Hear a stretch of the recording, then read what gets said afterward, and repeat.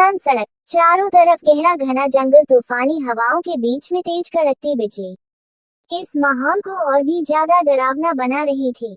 इस सुनसान सड़क पर एक लड़की तेजी से अपनी कार को दौड़ाए जा रही थी। वो कार को रोकने के लिए अपनी बेहिसाब कोशिश कर रही थी, लेकिन कार रुकने का नाम ही नहीं ले रही थी। शायद कार की ब्रेक फेल हो चुके थे। उसी लड़की ने कार को रोकने की अपनी सारी कोशिश कर ली थी, लेकिन कार अब बेकाबू हो चुकी थी। उस लड़की ने जब आगे की तरफ देखा तो उसे सड़क के अंत में गहरी खाई का अंदाजा हो गया था, क्योंकि इस रास्ते पर वह पहले भी आ चुकी थी और यह रास्ता आगे जाकर एक पहाड़ी पर खत्म होता है, जिसके आगे एक बहुत लंबी गहरी खाई थी। कार को रोकने का उस लड़की के पास कोई और दूसरा रास्ता नजर नहीं आ रहा था। कार को खाई में गिरने से बचाने के लिए उस लड़की ने अपनी कार को एक पेड़ की तरफ मोड़ दिया। पेड़ से टकराते ही उस गाड़ी की उस बड़े से पेड़ के साथ एक भयानक टक्कर हुई और गाड़ी से धुआं निकलने लग गया।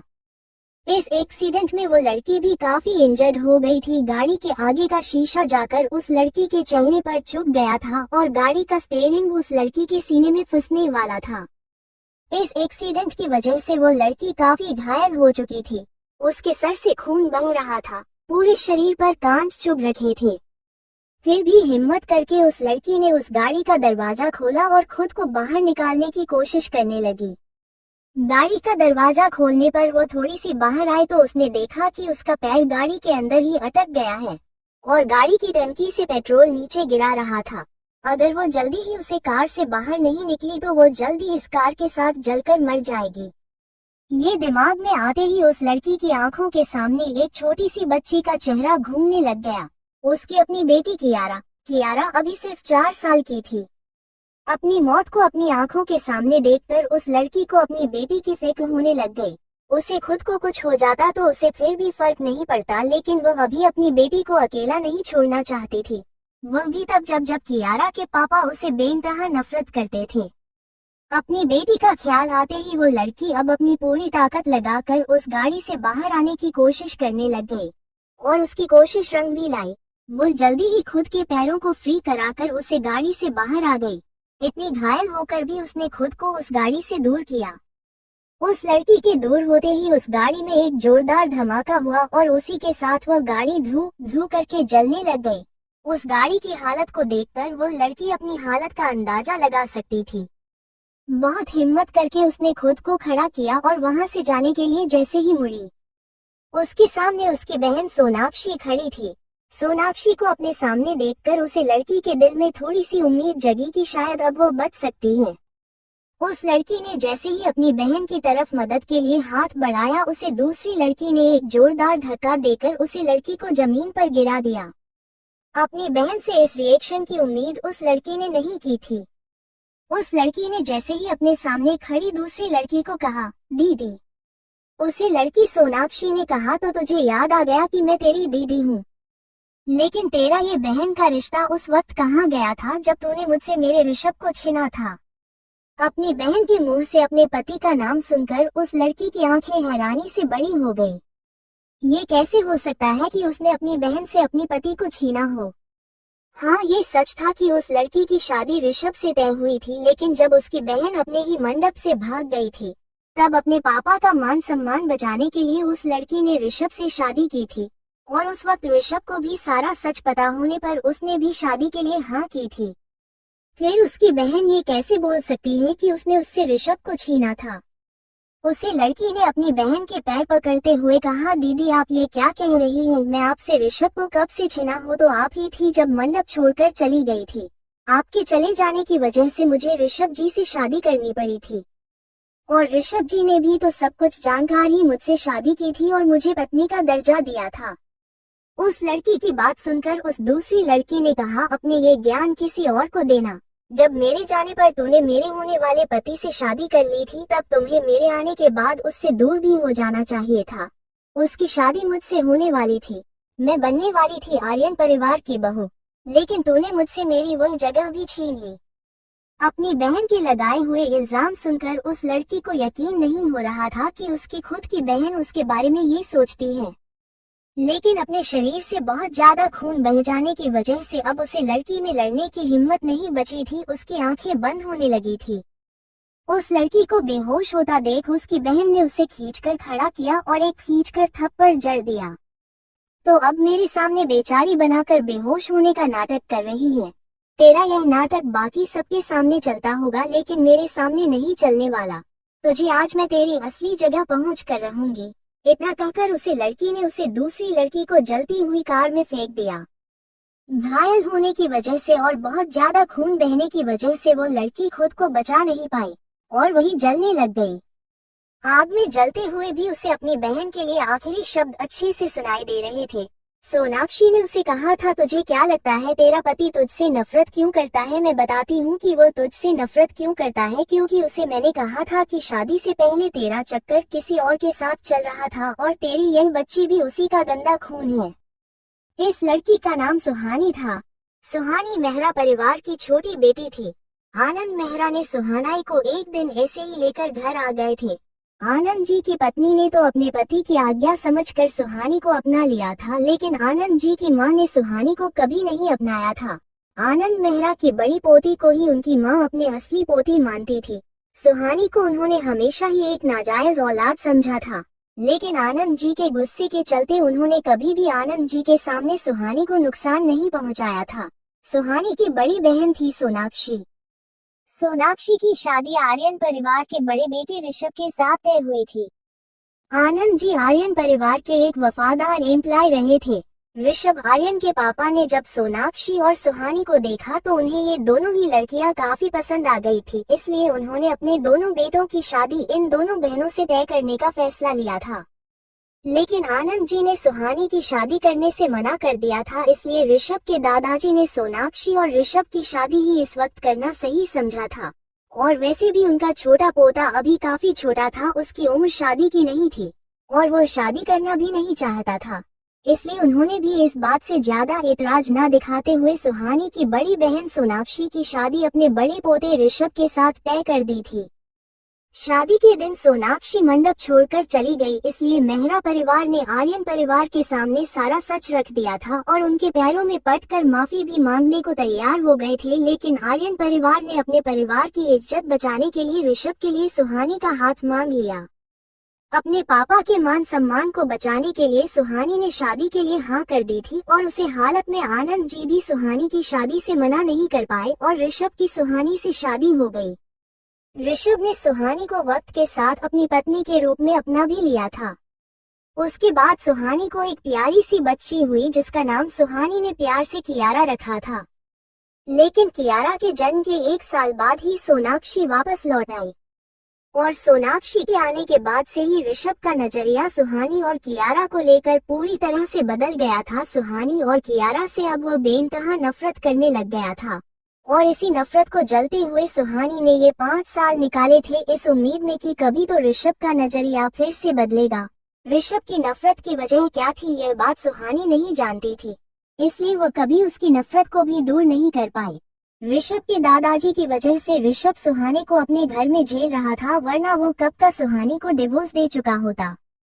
और आज भी सुहानी को जब ऋषभ के एक्सीडेंट की झूठी खबर मिली थी तब उसको बचाने के लिए इस गाने अपनी कार में घर से निकली थी, लेकिन बीच रास्ते में उसे पता चला कि उसकी गाड़ी की ब्रेक फेल हो चुके हैं और उसके बाद यह एक्सीडेंट हो गया। सुबह सुहानी की जब आंख खुली तो उसने खुद को अस्पताल में पाया। खुद को अस्पताल के बेड पर देखकर सुहानी को समझ नहीं आ रहा था कि वो यहाँ तक कैसे पहुंची। वो तो जलकर मर चुकी थी ना, फिर वो यहाँ क्या कर रही है। सुहानी को होश आया देख वहाँ पर सुहानी की देखरेख कर रही एक नर्स ने जाकर उसकी फैमिली को इन्फॉर्म कर दिया। सुहानी को होश आ गया। बाहर इंतजार कर रहे उसके पिता जल्दी से अंदर आ गए। अपनी बेटी को अपनी आंखों के सामने सही सलामत देखकर उनकी आंखें भर आई। उन्होंने जल्दी से जाकर सुहानी को अपने गले से लगा लिया, लेकिन सुहानी अभी भी यकीन नहीं कर पा रही थी कि वो सही सलामत है, इसलिए वो थोड़ी अजीब हरकतें कर रही थी। तब तक नर्स ने जाकर डॉक्टर को भी बुला लिया था। डॉक्टर ने आकर सुहानी का अच्छे से चेकअप किया और उसके पापा को बताया कि वो अब बिल्कुल ठीक है और सुहानी अब बिल्कुल ठीक ठाक लग रही थी। डॉक्टर ने सुहानी के पापा को ये कहकर समझा दिया कि सुहानी को इंटरनली कोई बड़ी चोट नहीं लगी है, लेकिन हो सकता है कि उसकी ब्रेन की कुछ टिश्यू डैमेज हो गई हो, इसलिए वो शॉर्ट टर्म मेमोरी लॉस में चली गई हो। घबराने की कोई बात नहीं है, सुहानी को आराम करने दिया जाए, वो कुछ ही वक्त में ठीक हो जाएगी। डॉक्टर के मुंह से खुद के बारे में ये सुनकर कि उसके सर पर चोट लगी थी और इंटरनल चोट बड़ी नहीं थी, सुहानी का दिमाग खराब हो रहा था। उसे समझ ही नहीं आ रहा था कि उसके सर में चोट लगी है, डॉक्टर यह क्यों बोल रहा है। उसकी तो पूरी बॉडी इंजर्ड थी, बहुत सारे कांच के टुकड़े जाकर उसके शरीर पर लगे थे और उसे तो आग में जला दिया गया था। फिर डॉक्टर उसे मामूली सी सर की चोट बताकर टाल क्यों रहा है। लेकिन जैसे ही सुहानी को ये याद आया कि वो तो आग में जलकर मर रही थी, सुहानी ने खुद को अच्छी तरह से देखा तो पाया कि उसके शरीर पर जलने का कोई निशान नहीं था। उसके सर पर पट्टी बंधी हुई थी, जिसका मतलब था कि उसके सर में चोट आई है। लेकिन ये कैसे हो सकता था। सुहानी को अच्छे से याद था कि कल रात को उसके साथ क्या हुआ था। अपने साथ हो रही अजीब घटनाओं को देखते हुए सुहानी वहां से भागकर वॉशरूम चली गई। सुहानी को इस तरह भागते देखकर सुहानी के पापा और डॉक्टर दोनों ही डर गए। उन्हें लगा कि सुहानी कहीं गुस्से में खुद को चोट ना पहुंचा दे। वो भी दौड़कर उसके पीछे जाने लगे। सुहानी ने जब खुद को शीशे में देखा तो वो खुद को नहीं पहचान पा रही थी। वो एक अलग ही शरीर में थी, उसका शरीर तो पूरी तरह जल गया था, फिर यह उसकी पुरानी बॉडी उसे कैसे मिल गई। सुहानी को समझ नहीं आ रहा था कि यह कैसे हो सकता है।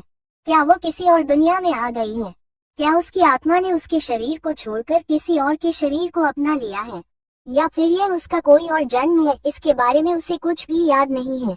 यही सोचते हुए सुहानी को सर में तेज दर्द होने लगा और वो वहीं पर बेहोश होकर गिर पड़ी। सुहानी के पीछे आ रहे डॉक्टर और उसके पापा ने जो सुहानी को बेहोश होकर गिरते हुए देखा तो उन्होंने जाकर से संभाल लिया। उस डॉक्टर ने सुहानी को गोद में उठाकर वापस से उसके वार्ड में लेकर आ गया। डॉक्टर ने सुहानी को एक इंजेक्शन लगाया और फिर एक नर्स को सुहानी का ध्यान रखने का बोल दिया और खुद चलकर सुहानी के पापा के साथ बाहर आ गया। सुहानी के पापा की हालत समझते हुए डॉक्टर ने उन्हें समझाया कि उन्हें अभी सुहानी को आराम करने देना चाहिए। हो सकता है शॉर्ट टर्म मेमोरी लॉस की वजह से वह खुद को पहचान नहीं पा रही हूँ और इस तरह पर नहीं कर रही हूँ। लेकिन घबराने की कोई बात नहीं है, सुहानी को कोई बड़ी दिक्कत नहीं है, वह जल्द ही ठीक हो जाएगी। डॉक्टर से बात करने के बाद सुहानी के पापा फिर से उसके वार्ड के बाहर ही बैठ गए। वो पिछले 2 दिन से अपनी बेटी के होश में आने का इंतजार कर रहे थे। डॉक्टर ने उन्हें बताया था कि उनकी बेटी को कोई गहरी चोट नहीं आई है, लेकिन फिर भी उनकी बेटी 2 दिन से बेहोश पड़ी थी। और यही बात उन्हें समझ नहीं आ रही थी कि जब डॉक्टर ने कहा है कि सुहानी को कोई बड़ी चोट नहीं आई तो फिर वह 2 दिन से बेहोश क्यों है। वो इन 2 दिन में पूरे वक्त सुहानी के वार्ड के बाहर बैठकर ही अपनी बेटी के होश में आने का इंतजार कर रहे थे। और अब जब 2 दिन बाद उनकी बेटी को होश आया है तो फिर वो खुद को पहचानने से इनकार कर रही थी। ये बात उन्हें अंदर से दुखी कर रही थी। फाइनली 8 घंटे का इंतजार करने के बाद एक बार फिर से सुहानी को होश आ गया था। इस बार सुहानी को जब होश आया तो उसके पापा उसकी बेड के पास ही बैठकर उसका हाथ पकड़े हुए थे। हाथ पकड़े हुए उन्हें कब नींद आ गई यह तो उन्हें भी नहीं पता था। सुहानी ने अपने बेड पर सर रखकर सोए हुए इस इंसान को जब ध्यान से देखा तो उसके दिमाग में कुछ धुंधली यादें एक रेल की तरह चलने लग गई। एक लड़की जो इधर उधर भाग रही थी और एक आदमी जो हाथ में खाने का कुछ निवाला लेकर उसके पीछे पीछे दौड़ रहा था। और अगले ही पल वह लड़की अचानक से गिर जाती है। उसे बचाने के लिए जैसे ही सुहानी ने अपना हाथ आगे बढ़ाया तो उसके हलचल से सुहानी के बेड के पास ही बैठे हुए उसके पापा की नींद खुल गई। सुहानी को एक बार फिर से होश आया देखकर उन्होंने अपनी बेटी से पूछा, अब तुम कैसा महसूस कर रही हो सुहानी बेटा? तुम्हें सर में दर्द तो नहीं हो रहा ना? मैं डॉक्टर को बुलाकर लाऊं क्या? उस आदमी के मुंह से अपने लिए सुहानी नाम सुनकर सुहानी को वो सारी धुंधली यादें जो अभी अभी उसे याद आ रही थी वो एक क्लियर पिक्चर की तरह साफ हो चुकी थी। सुहानी को अब धीरे धीरे महसूस हो रहा था कि अभी वह जिस इंसान के शरीर में है वो कोई और नहीं, इस इंसान की बेटी सुहानी ही है। वो शायद अपनी उम्र से 7 साल पहले आ गई है, लेकिन क्या यह उसका दूसरा जन्म है? यही सवाल सुहानी के दिमाग में बार बार गूंजने लग गया। सुहानी को समझ नहीं आ रहा था कि वो इस बात को कैसे समझे कि वो अभी भी किसी सपने में है या हकीकत में उसके साथ ये सब हो रहा है। अगर यह हकीकत है तो ये कैसे हो सकता है? वह तो जल कर मर गई थी ना। उसे आग में जलने का दर्द उसने खुद महसूस किया था और वह अभी भी उसे महसूस कर पा रही थी। सुहानी को इस तरह कंफ्यूज देखकर उसके पापा ने कहा, तुम अब भी मुझसे नाराज लग रही हो। अपने पापा की बात को मानो बेटा, तुम खुद एक दिन ये बात समझ जाओगी, इसलिए जल्दबाजी मत करो। मैं मानता हूँ कि मुझे इस तरह से तुम पर गुस्सा नहीं करना चाहिए था। मुझे माफ कर दो ना, मैं तुम पर गुस्सा करता हूँ, ना ही तुम घर छोड़कर जाती और नहीं तुम्हारा यह एक्सीडेंट होता। इतना कहकर उस इंसान की आंखों में नमी बन आई थी। उसकी आंखों से किसी भी वक्त आंसू नीचे गिर सकते थे। अपने सामने खड़े इंसान को इस तरह गिल्ट में देखकर सुहानी से रहा नहीं गया। सुहानी ने आगे बढ़ाकर उनके गले लग गई। अपनी बेटी को एक बार फिर से सही सलामत अपने पास देखकर वो बहुत खुश हो गए थे। खुशी और दुख के इस माहौल में उनका गला ही रुंध गया था, उनसे एक शब्द भी नहीं बोला जा रहा था। सुहानी ने अपने कंधे पर जब कुछ गीला महसूस किया तो उसे समझ आ गया कि उसके सामने खड़े उसके अभी के पापा शायद रो रहे हैं। उन्हें चुप करते हुए सुहानी ने कहा, मैं आपके पास ही हूँ पापा, मैं आपको छोड़कर कभी कहीं नहीं जाऊंगी, आप रोना बंद कीजिए। अपनी बेटी को इस तरह फिर से एक बार प्यार से बात करते देख उनकी खुशी का कोई ठिकाना ही नहीं रहा था। उन्होंने सुहानी से दूर होकर अपने आंसू पोंछते हुए कहा, तुम ठीक हो गई हो, मेरे लिए इससे बढ़कर और कुछ नहीं है। मैं अभी डॉक्टर साहब से मिलकर आता हूँ, तुम तब तक मेरा इंतजार करो, उसके बाद हम घर चलेंगे। इतना कहकर वह वहाँ से बाहर चले गए। उनके बाहर चले जाने के बाद सुहानी एक बार फिर से उसे बेड पर बैठ गई और अपने इस नए शरीर के जीवन के बारे में सोचने लग गई। सुहानी ने जो अपने दिमाग पर थोड़ा जोर डाला था उसे 2 दिन पहले हुआ हादसा याद आने लग गया। 2 दिन पहले सुहानी जब अपने पापा से गुस्सा होकर अपने बॉयफ्रेंड से मिलने जा रही थी, तब उसे इस बात की कोई उम्मीद नहीं थी कि आगे उसका सामना जिस चीज से होने वाला है उसी में कभी बर्दाश्त भी नहीं कर पाएगी। सुहानी गुस्सा होकर जब अपने बॉयफ्रेंड के फ्लैट पर पहुंची तो वहां उसका बॉयफ्रेंड विक्रम अपने दोस्तों के साथ मिलाकर शराब पी रहा था। विक्रम ने सुहानी के सामने अपनी इमेज यही बना रखी थी कि वो कभी ड्रिंक नहीं करता और उसके तो कोई दोस्त भी नहीं है। विक्रम का इतना सुलझा हुआ नेचर देखकर ही सुहानी को धीरे धीरे में पसंद आने लग गया था और बात अब यहाँ तक पहुँच गई थी कि सुहानी उसके प्यार में पूरी तरह से अंधी हो चुकी थी। सुहानी जब अंदर जाने के लिए दरवाजे को खोलने वाली थी तब उसे विक्रम और उसके दोस्तों की बातें सुनाई दी। विक्रम के दोस्त कह रहे थे, तुमने उसे शिवानी को कैसे फंसाया, वह तो किसी लड़की को अपने आसपास भी नहीं भटकने देती थी। अपने दोस्त की बात सुनकर विक्रम ने हंसते हुए कहा, रुतबा है तुम्हारे भाई का, उसने और उसके बाप ने मुझे सबके सामने बेइज्जत किया था ना। अब देखना कल मंदिर में झूठी शादी के बाद मैं उसकी इज्जत को अपने पैरों तले कैसे रो दूंगा। उसके बाद वह और उसका बाप अपनी एक गंदी शक्ल किसी को भी दिखाने लायक नहीं रहेंगे। विक्रम के मुंह से अपने लिए इतनी गंदी बातें सुनकर सुहानी को समझ नहीं आ रहा था कि विक्रम उसके साथ ऐसा कैसे कर सकता है। सारा सच जानने के लिए सुहानी वहीं दरवाजे पर रुक गई। विक्रम अपने दोस्तों से आगे बकवास करता करता कभी यह बात बोल गया, उसे पता ही नहीं चला कि उसने सुहानी को अपने प्यार में बस इसलिए बताया था क्योंकि उसके अपने दोस्तों से शर्त लगी थी कि एक दिन वो सुहानी को अपने बिस्तर पर लाकर रहेगा।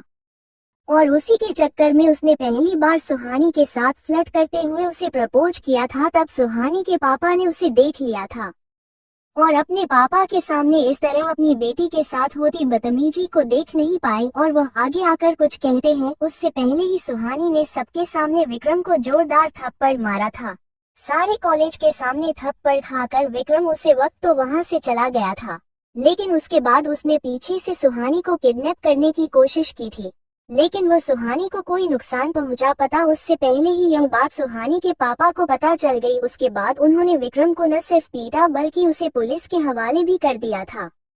सबूत की कमी होने की वजह से विक्रम पुलिस से तो छूट गया था, लेकिन उसके बाद उसने अपना पूरा गेट अप ही चेंज कर लिया था। एक छिछोरे लड़के से वो बिल्कुल ही सुलझे हुए लड़के में बदल गया।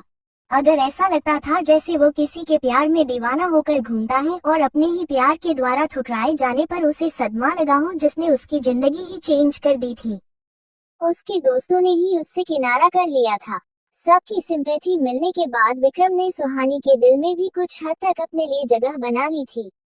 सुहानी का विक्रम के लिए तरस कब उसके प्यार में बदल गई यह बात सुहानी भी नहीं जान पाई। सुहानी का गिलट था या विक्रम के लिए प्यार, यह बात समझाना तो मुश्किल था, लेकिन सुहानी विक्रम की हालत के लिए खुद को जिम्मेदार मानते आई थी और इसीलिए उसने विक्रम से दोस्ती की थी जिससे वो उसका कॉन्फिडेंस वापस से उसे लौट पाए। उसे उसकी पुरानी जिंदगी में वापस ले जा पाए, लेकिन इस तरह मदद करने के चक्कर में सुहानी ही विक्रम के प्यार में पड़ गई, या ऐसे कहीं कि विक्रम ने अपने अच्छेपन का सुहानी के सामने इतने अच्छे तरीके से नाटक किया कि वह सही और गलत के बीच में फर्क ही नहीं समझ पाई और विक्रम को अपना दिल दे बैठी। और बात आज यहाँ तक पहुँच गई थी कि सुहानी ने विक्रम के लिए अपने पापा से लड़ाई कर ली थी और विक्रम के लिए ही सुहानी ने अपना घर छोड़कर विक्रम के पास आने का डिसीजन ले लिया था। लेकिन यहाँ आकर जो सच उसने अपने कानों से सुना था, उसे सुनकर तो सुहानी के पैरों तले जमीन खिसक गई थी। उसके बाद तो सुहानी को खुद पर ही बहुत ज्यादा गुस्सा आ रहा था कि कैसे वो एक लड़के के ट्रैप में फंस सकती है। इतनी समझदार होने के बाद भी वो ऐसे लड़कों के ट्रैप में फंस सकती है। सुहानी को उस वक्त विक्रम पर बहुत ज्यादा गुस्सा आ रहा था। उसका मन तो कर रहा था कि वह जाकर विक्रम की जान ले ले, लेकिन विक्रम से ज्यादा सुहानी को खुद पर गुस्सा आ रहा था कि कैसे उसने अपने पापा की बात नहीं मानी और एक लड़के के चक्कर में अपने पापा को हर्ट कर दिया। इस बात का एहसास होते ही सुहानी वापस घर की तरफ लौट गई। सुहानी जब घर लौट रही थी तब तक वह अपना दिमागी संतुलन पूरी तरह से खो चुकी थी। उसे खुद पर इतना ज्यादा गुस्सा आ रहा था कि उसने अपने पापा को हर्ट कैसे कर दिया, और इस गुस्से में जगह ड्राइव करके अपने घर जा रहे थे तो इसका एक छोटा सा एक्सीडेंट हो गया। आसपास के लोगों ने सुहानी को हॉस्पिटल पहुंचा दिया और उसके फोन से उसके पापा को भी इन्फॉर्म कर दिया। सुहानी को सर पर थोड़ी चोट आई थी, लेकिन अस्पताल लाने के बाद डॉक्टर ने ये कंफर्म किया कि सुहानी को सिर्फ बाहरी चोट आई है, जिससे उसका ट्रीटमेंट आराम से किया जा सकता है। अंदरूनी चोट नहीं होने की वजह से उसको खतरा बहुत कम हो गया और रिकवरी के चांस भी बहुत ज्यादा बढ़ गए थे। शिवानी अपनी सोच में गुम थी। तभी उसके वार्ड का दरवाजा खुला और शिवानी के पिता और डॉक्टर एक दूसरे के साथ अंदर आए। शिवानी के पापा के हाथों में डिस्चार्ज के डॉक्यूमेंट्स थे, मतलब उन्होंने डॉक्टर से परमिशन ले ली थी उसे घर ले जाने की। Take care of sweet angel, उस डॉक्टर ने शिवानी को मुस्कुराते हुए कहा। डॉक्टर के मुंह से अपने ये स्वीट एंजल नाम सुनकर शिवानी को कुछ याद आने लगा, लेकिन वो मेमोरी क्लियर नहीं थी। शिवानी ने जब उस डॉक्टर के चेहरे की तरफ देखा तो वो उसे देखती ही रह गई। लंबी हाइट, गेहुआ रंग, sharp jaw line, muscular body जो इस पर्सनैलिटी पर सूट कर रही थी, काले सिल्की बाल जो बार बार माथे पर झूम रहे थे, गहरी काली आंखें, दबंग पर्सनैलिटी और स्वीट गेस्चर, ये तो हर किसी लड़की को अपना दीवाना बना दे। शिवानी भी उसे देखती ही रह गई। शिवानी का ध्यान तब टूटा जब उसे अपने सामने खड़े उसके पापा ने कहा, चले बेटा, घर पर तुम्हारा कोई बेसब्री से इंतजार कर रहा है। अपने पापा के कहने पर शिवानी चेंज करने चली गई, लेकिन बार बार उसके दिमाग में सिर्फ एक ही वर्ड घूम रहा था, स्वीट एंजल। शिवानी के दिमाग से इस वक्त उस डॉक्टर का चेहरा और उसके कहे शब्द निकल ही नहीं रहे थे। बार बार वही चेहरा और शब्द शिवानी के दिमाग में घूमे जा रहे थे। शिवानी इस चेहरे को कभी नहीं भूल सकती थी। आखिरकार इसी चेहरे की नफरत की वजह से उसे इतनी दर्दनाक मौत मिली थी। शिवानी बार बार इस चेहरे को भूलने के लिए चेहरे पर पानी मार रही थी। जब काफी देर तक शिवानी बाथरूम से बाहर नहीं आए तब उसके पापा ने दरवाजे पर नॉक करते हुए कहा, शिवानी बेटा क्या हुआ, आप बाहर नहीं आए, आप ठीक तो हैं? शिवानी के इतनी देर तक बाहर न आने की वजह से उसके पापा को उसकी टेंशन होने लगी थी कि कहीं फिर से शिवानी को कुछ हो ना जाए, इसलिए उन्होंने दरवाजे को पीटना शुरू कर दिया था। अपने पापा की टेंशन में देखकर शिवानी ने अंदर से आवाज देते हुए कहा, मैं ठीक हूँ पापा, बस अभी आ रही हूँ। शिवानी की आवाज सुनकर उसके पापा को चैन आया। वो डॉक्टर जो काफी देर से शिवानी के पापा के साथ ही वहाँ वेट कर रहा था, उसको शिवानी के पापा ने ये कहकर भेज दिया कि शिवानी अब ठीक है, वो जाकर अपने हॉस्पिटल में दूसरे पेशेंट को संभाले, कुछ जरूरत पड़ी तो वो उन्हें वापस से बुला लेंगे। और उस डॉक्टर का धन्यवाद कहकर शिवानी के पापा ने उसे वहां से भेज दिया। उस डॉक्टर को भी शिवानी के पापा की बात सही लगी, इसलिए वो भी उनके कहने पर वहां से चला गया। उस डॉक्टर को वहां से भेजने की एक वजह ये भी थी कि जब से वो डॉक्टर आया था उसके बाद से उसने जैसे ही शिवानी को स्वीट एंजल का कर पुकारा था, उसके बाद से ही शिवानी के चेहरे के हाव भाव बदल गए थे और शिवानी के चेहरे के बदलते भाव को उसके पापा ने अच्छे से नोटिस कर लिया था। फिर शिवानी का इस तरह से बाथरूम की तरफ भाग जाना और इतनी देर तक खुद को अंदर बंद करके रखना उसके पापा को ठीक नहीं लगा, इसलिए उन्होंने उस वक्त डॉक्टर को वहां से भेजना ही सही समझा। शिवानी जब बाथरूम से बाहर आए तो उस वक्त उसके पापा वही रूम में उसका वेट कर रहे थे। शिवानी को अपनी आंखों के सामने सही सलामत देखकर उन्होंने चैन की सांस ली। शिवानी ने अभी रूम में सिर्फ अपने पापा को पाकर इधर उधर देखा तो उसे वो डॉक्टर वहां कहीं भी नजर नहीं आया। उस डॉक्टर को वहां ना पाकर शिवानी ने भी चैन की सांस ली। शिवानी का सारा सामान उसके पापा ने पहले पैक कर लिया था और डिस्चार्ज पेपर भी उन्होंने तैयार करवा लिए थे। इसलिए शिवानी के आते ही उन्होंने शिवानी को चलने के लिए कह दिया। उसे डॉक्टर को यहाँ देखने के बाद तो शिवानी भी यहाँ नहीं रुकना चाहते थे, इसलिए वह भी अपने पापा के साथ जल्दी जल्दी से वहाँ से निकल गई। शिवानी जल्दी जल्दी में अपने पापा के साथ उसे अस्पताल से तो निकल गई, लेकिन अभी भी दो आंखें थी जो उसको वहाँ से जाते हुए बेचैनी के साथ देख रही थी।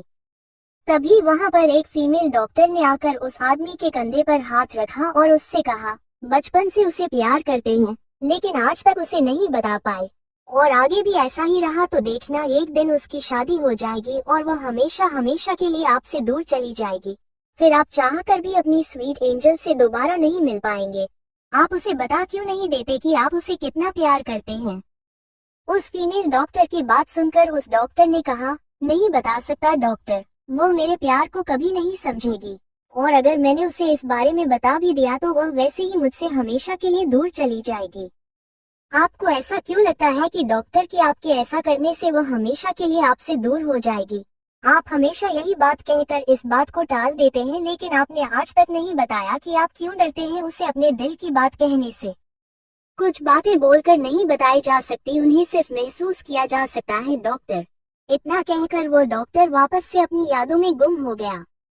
वो फीमेल डॉक्टर जो अभी अभी उसे बुलाने आई थी, वो कई सालों से इस अस्पताल में डॉक्टर ऋषभ के साथ काम कर रही थी और कॉलेज लाइफ में भी वो डॉक्टर साहब की क्लासमेट रही है, इसलिए वो ये बात अच्छे से जानती थी कि डॉक्टर किसी लड़की से दिल ही दिल बहुत ज्यादा प्यार करता है। लेकिन आज तक उसे यह नहीं पता चला था कि वो लड़की कौन है। लेकिन आज जब उसने डॉक्टर ऋषभ को उसे लड़की को स्वीट एंजल कहकर पुकारते हुए सुना तो उसे समझ गया था कि वो लड़की कोई और नहीं, शिव नहीं थी, जिसे डॉक्टर ऋषभ टूटकर प्यार करते थे लेकिन आज तक इजहार नहीं कर पाए थे। शिवानी के अपने पापा के साथ वहां से चले जाने के बाद भी काफी देर तक वो डॉक्टर इस डायरेक्शन में देखता रहा जिस डायरेक्शन में अभी अभी शिवानी अपने पापा के साथ गई थी। जो डॉक्टर अभी अभी डॉक्टर ऋषभ बुलाने आई थी, उसने फिर से ऋषभ को अपने यादों में खोया हुआ देखकर वहां से जाना ही बेहतर समझा। काफी देर बाद जब डॉक्टर साहब को यकीन हो गया कि शिवानी और उसके पापा वहां से चले गए, तब वो वहां से हटा और जाकर अपने पेशेंट को संभालने लग गया। शिवानी अपने पापा के साथ जब घर पहुंची तो वहां पर उसके बहुत सारे दोस्त आए हुए थे जो शिवानी के वापस आने का ही इंतजार कर रहे थे। शिवानी को घर के दरवाजे पर देखकर वो जल्दी से जाकर उसे चारों तरफ से घेर लिया। कोई अपनी खुशियां जता रहा था कि शिवानी लौट आए तो कोई शिवानी से अपनी शिकायत कर रहा था कि उसे इस तरह से नहीं जाना चाहिए था। शिवानी ने वहीं दरवाजे पर खड़े खड़े सबके गीले शिकवे सुने और सबको अपने गले से लगा लिया। अपने दोस्तों को अपने साथ ऐसे पर शिवानी को एहसास हो रहा था कि वो कितनी बड़ी गलती करने जा रही थी। एक ऐसी ही गलती उसने अपने पिछले जन्म में की थी जब उसने अपने पापा की बात ना मानकर उनकी इज्जत के लिए शादी को हाँ किया था। उसका नतीजा तो सुहानी भुगत चुकी थी और आज फिर से सुहानी शिवानी के रूप में वही गलती दोहराने जा रही थी। एक झूठे प्यार के चक्कर में वह अपने अजीज दोस्तों के साथ साथ अपनी फैमिली को छोड़कर एक झूठ के साथ जीने जा रही थी। शिवानी जब अपने सारे दोस्तों से मिल चुकी थी, तब उसे पीछे से किसी की आवाज सुनाई दी, सिर्फ अपने दोस्तों से ही मिलती रहोगी या फिर मुझसे भी मिलेगी। शिवानी ने जब यह आवाज सुनी तो वो खुशी से उछल पड़ी। शिवानी के मुंह से अपने आप ही निकल गया भाई। शिवानी ने जब मुड़कर देखा तो उसके सामने एक हैंडसम सा लड़का खड़ा मुस्कुरा रहा था। ये था आकाश महेश्वरी, शिवानी का बड़ा भाई, जो 5 साल पहले न्यूयॉर्क अपनी पढ़ाई करने के लिए चला गया था। 5 साल बाद में आज लौटा था। अपने भाई को इतने सालों बाद अपने सामने देखकर शिवानी के पर ही धरती पर नहीं पड़ रहे थे। शिवानी दौड़कर अपने भाई के गले लग गई। शिवानी को अपने गले लगाकर उसका भाई भी बहुत खुश था। शिवानी को आकाश के गले लगे हुए देखकर कोई और भी था जो जल भून कर राख हो रहा था। बस यही तो तेरा भाई है, मुझे तो तू भूल ही गई। ये बात जिस इंसान ने बोली थी वह था शिवांश, शिवानी का दूसरा भाई। शिवांश और आकाश वैसे तो जुड़वा थे, लेकिन उन दोनों में हमेशा ही लड़ाई चलती रहती थी। आकाश शिवांश से 2 मिनट बड़ा था, लेकिन शिवांश ये बात मानने को कभी तैयारी नहीं था। उसका मानना था कि एक ही दिन बर्थ डेट होने की वजह से और में से कोई छोटा बड़ा नहीं हो जाता, लेकिन फिर भी सब उसे छोटा ही कहकर पुकारते थे। और बड़ा बेटा होने का हक हमेशा ही आकाश को मिलते आया था, और इसी बात की चीज थोड़ी बहुत शिवांश में दिखती थी। ऐसा नहीं था कि शिवांश की आकाश से कोई गहरी दुश्मनी थी। जब वो दोनों घर से बाहर अकेले होते थे तब उनकी बॉन्डिंग देखने लायक होती थी, लेकिन जैसे ही वो घर आते थे उनकी दुश्मनी शुरू हो जाती। आकाश हमेशा ही शिवांश पर बड़े होने का रोब जारता रहता था और शिवांश उससे हमेशा लड़ता रहता था। शिवांश को अपने सामने देखकर शिवानी आकाश से अलग हुई और जाकर शिवांश के गले लग गई। भाई, आप कैसी बातें कर रहे हो? मैं भी कभी आपको भूल सकती हूँ क्या? आप तो मेरे फेवरेट ब्रो हो। शिवानी की बात सुनकर शिवांश खुश हो गया और आकाश को अपनी आंखों से चिढ़ाने लग गया। शिवांश को खुद को ऐसे चिढ़ाते देख आकाश ने कहा, अच्छा ये तुम्हारा फेवरेट ब्रो है, फिर मैं कौन हूँ? आकाश की बात सुनते ही शिवानी ने अपनी आंखें बंद कर ली थी। अपने एक भाई को खुश करने के चक्कर में उसने दूसरे को नाराज कर ही दिया था। अब वो इन दोनों के बीच पीसने वाली थी। शिवानी ने जल्दी से एक आइडिया निकला और आकाश की तरफ मुस्कुराते हुए कहा, आप ही मेरे फेवरेट ब्रो हो। आप दोनों से ही मैं बहुत ज्यादा प्यार करती हूँ, ठीक वैसे ही जैसे जलेबी और लड्डू दोनों ही मेरे फेवरेट हैं। शिवानी ने अपना दिमाग लगाकर एक बार के लिए तो उन दोनों को शांत कर दिया था। शिवानी को सबके साथ खुश देखकर के कोने में खड़ी उसकी माँ मन ही मन बहुत खुश हो रही थी। अपनी बेटी को अपनी आंखों के सामने खुश देखकर वो बहुत ज्यादा खुश थी, लेकिन फिर भी वो आगे आकर उससे नहीं मिली। वो वहीं से वापस से रसोई में चली गई। शिवानी ने उन्हें जाते हुए देख लिया था। सुहानी घर आकर काफी खुश थी। अपनी खुशी में वही है भी भूल चुकी थी कि पिछले जन्म में उसके दोनों भाई तो कभी वापस आए ही नहीं। शिवांश और आकाश दोनों ही अपनी पढ़ाई के चलते बाहर चले गए थे और उनके पीछे से ही सुहानी की शादी ऋषभ आर्यन के साथ हुई थी। आकाश और शिवांश सुहानी के रियल ब्रदर नहीं थे, लेकिन आकाश और शिवांश के पेरेंट्स की जब एक कर एक्सीडेंट में डेथ हो गई थी तब उन्हें आनंद जी अपने घर ले आए थे। उन दोनों की मां न सिर्फ उनकी पत्नी की बहन थी, बल्कि उनके पापा भी आनंद जी के अच्छे दोस्त थे। आनंद जी का विवाह तो हमेशा से ही अच्छा था, फिर मुसीबत की घड़ी में वह अपने भाई जैसे दोस्त के बच्चों को अनाथ कैसे छोड़ सकते थे। इसलिए अपने दोस्त के गुजर जाने के बाद उन्होंने उनके दोनों बच्चों को अपने घर रख लिया। वो दोनों जब इस घर में आए थे तब आनंद जी की मां को ये बिल्कुल भी पसंद नहीं था कि वह अपने दोस्त के बच्चों को यहाँ ले आए थे। उनका कहना था कि आनंद जी ने यहाँ पर अनाथ आश्रम खोल रखा है, वो किसी को भी मुंह उठाकर यहाँ ले आते हैं और इन अनाथ बच्चों की वजह से वो अपनी बेटी पर ज्यादा ध्यान नहीं दे पाते। आनंद जी की बड़ी बेटी सोनाक्षी वैसे तो इन दोनों की मासी की बेटी थी, लेकिन सोनाक्षी को उसकी दादी ने बहुत ज्यादा बिगाड़ रखा था, इसलिए वह इन दोनों से सीधे मुंह बात तक नहीं करती थी। लेकिन सोनाक्षी के बिल्कुल उल्टा सुहानी ने इन दोनों को घर आते ही अपना लिया था। जब ये दोनों भाई पहली बार यहाँ आए थे तभी किसी से भी घुल मिल नहीं पाए थे। तब सुहानी ही वो पहले सदस्य थी जो इन दोनों से अच्छे से दोस्ती कर पाई थी। अपने बच्चों को इस तरह खुश देखकर आनंद जी भी सेटिस्फाइड थे। उन्होंने अपने चारों बच्चों में कभी भी कोई भी भेदभाव नहीं किया था। रिश्तेदारों का तो ये कहना था कि आनंद जी ने इन दोनों को इसलिए अपने घर रखा है ताकि वो है उन दोनों की पेरेंट्स की प्रॉपर्टी पर अपना हक जमा सके। लेकिन आनंद जी ने इन दोनों की परवरिश के लिए भी उस प्रॉपर्टी में से एक पैसा तक नहीं लिया था, और जब इन दोनों को बाहर जाना था तब आनंद जी ने उनकी प्रॉपर्टी की पेपर्स सौंप दिए थे। आकाश और शिवांश इंडिया से बाहर चले गए थे तब उनके यहाँ ज्यादा किसी से कनेक्शन नहीं था, लेकिन सुहानी से वह हमेशा ही बात किया करते थे। लेकिन इंडिया वापस लौटने का उनके पास कोई भी रीजन नहीं था, इसलिए वो दोनों भाई वहीं पर सेटल हो गए। आनंद जी को भी इससे कोई दिक्कत नहीं थी। उनका तो यही मानना था कि उनके दोस्त के बच्चे अपने जीवन में आगे बढ़े और खुश रहे, और जब बाहर जाकर वह दोनों खुश थे तो फिर आनंद जी ने इसमें कोई आपत्ति नहीं जताई। आनंद जी ने आकाश और शिवांश की परवरिश में कोई कमी नहीं छोड़ी थी। वो हमेशा ही इन दोनों से अपने बच्चों की तरह प्यार करते थे, और उनकी पत्नी भी इन दोनों से बहुत ज्यादा प्यार करती थी। लेकिन आनंद जी की मां ने उन्हें दादी कहने से तक मन कर दिया था, उनका कहना था कि दोनों उनके सर पर बोझ हैं। आकाश और शिवांश के साथ साथ सुहानी भी बचपन से दादी के ताने सुनकर ही बड़ी हुई थी। वो दोनों तो सुहानी को भी अपने साथ ही ले जाना चाहते थे, लेकिन आनंद जी इस बात के लिए तैयार नहीं थे, इसलिए वो सुहानी को अपने पास नहीं बुला पाए। और आज इतने सालों बाद वो यहाँ पर सुहानी के लिए लौट कर आए थे। सुहानी अपने सारे दोस्तों से मिलकर बहुत ज्यादा खुश थी, उससे भी ज्यादा खुश हुई इसलिए थी क्योंकि आज उसके दोनों भाई घर आ गए थे। लेकिन सुहानी की खुशी ज्यादा देर तक नहीं दिखी, क्योंकि जैसे ही वो अपने भाइयों से मिलकर अलग हुई थी, उसे बाहर से सोनाक्षी आई हुई दिखाई दे गई। सुहानी ने जब सोनाक्षी को इस रूप में देखा तो उसे ये तो यकीन हो गया था कि है उसकी वह दीदी तो बिल्कुल भी नहीं है जो शादी से पहले हुआ करती थी। सुहानी को समझ नहीं आ रहा था कि जब वो अपनी जिंदगी में 7 साल पहले लौटी है तो फिर सोनाक्षी कैसे इतनी बदल गई। उसकी पुरानी जिंदगी में सोनाक्षी जरूर थोड़ी बिगड़ी हुई थी, लेकिन वो इतनी भी ज्यादा नहीं बदली थी। अभी जो उसकी दीदी उसके सामने आ रही थी, उसने हाई हील पहन कर शॉर्ट वन पीस पहन रखी थी। सोनाक्षी की ड्रेस काफी छोटी थी, इसलिए वहां पर खड़े सभी लोग सोनाक्षी को इस ड्रेस में देखकर काफी इम्बास फील कर रहे थे। सुहानी को अच्छे से याद था कि उसके पापा आनंद जी को ऐसी ड्रेस बिल्कुल भी पसंद नहीं थी। वो भले ही दिल से बहुत अच्छे इंसान थे, लेकिन उनके ख्यालात अभी भी थोड़े पुराने थे। उनका मानना था कि लड़कियों को अपनी सभ्यता में ही रहना चाहिए, और ऐसी छोटी ड्रेस उनकी सभ्यता का हिस्सा बिल्कुल भी नहीं थी। सोनाक्षी को अपने सामने आता हुआ देखकर सुहानी अपनी जगह पर फ्रिज हो गई थी।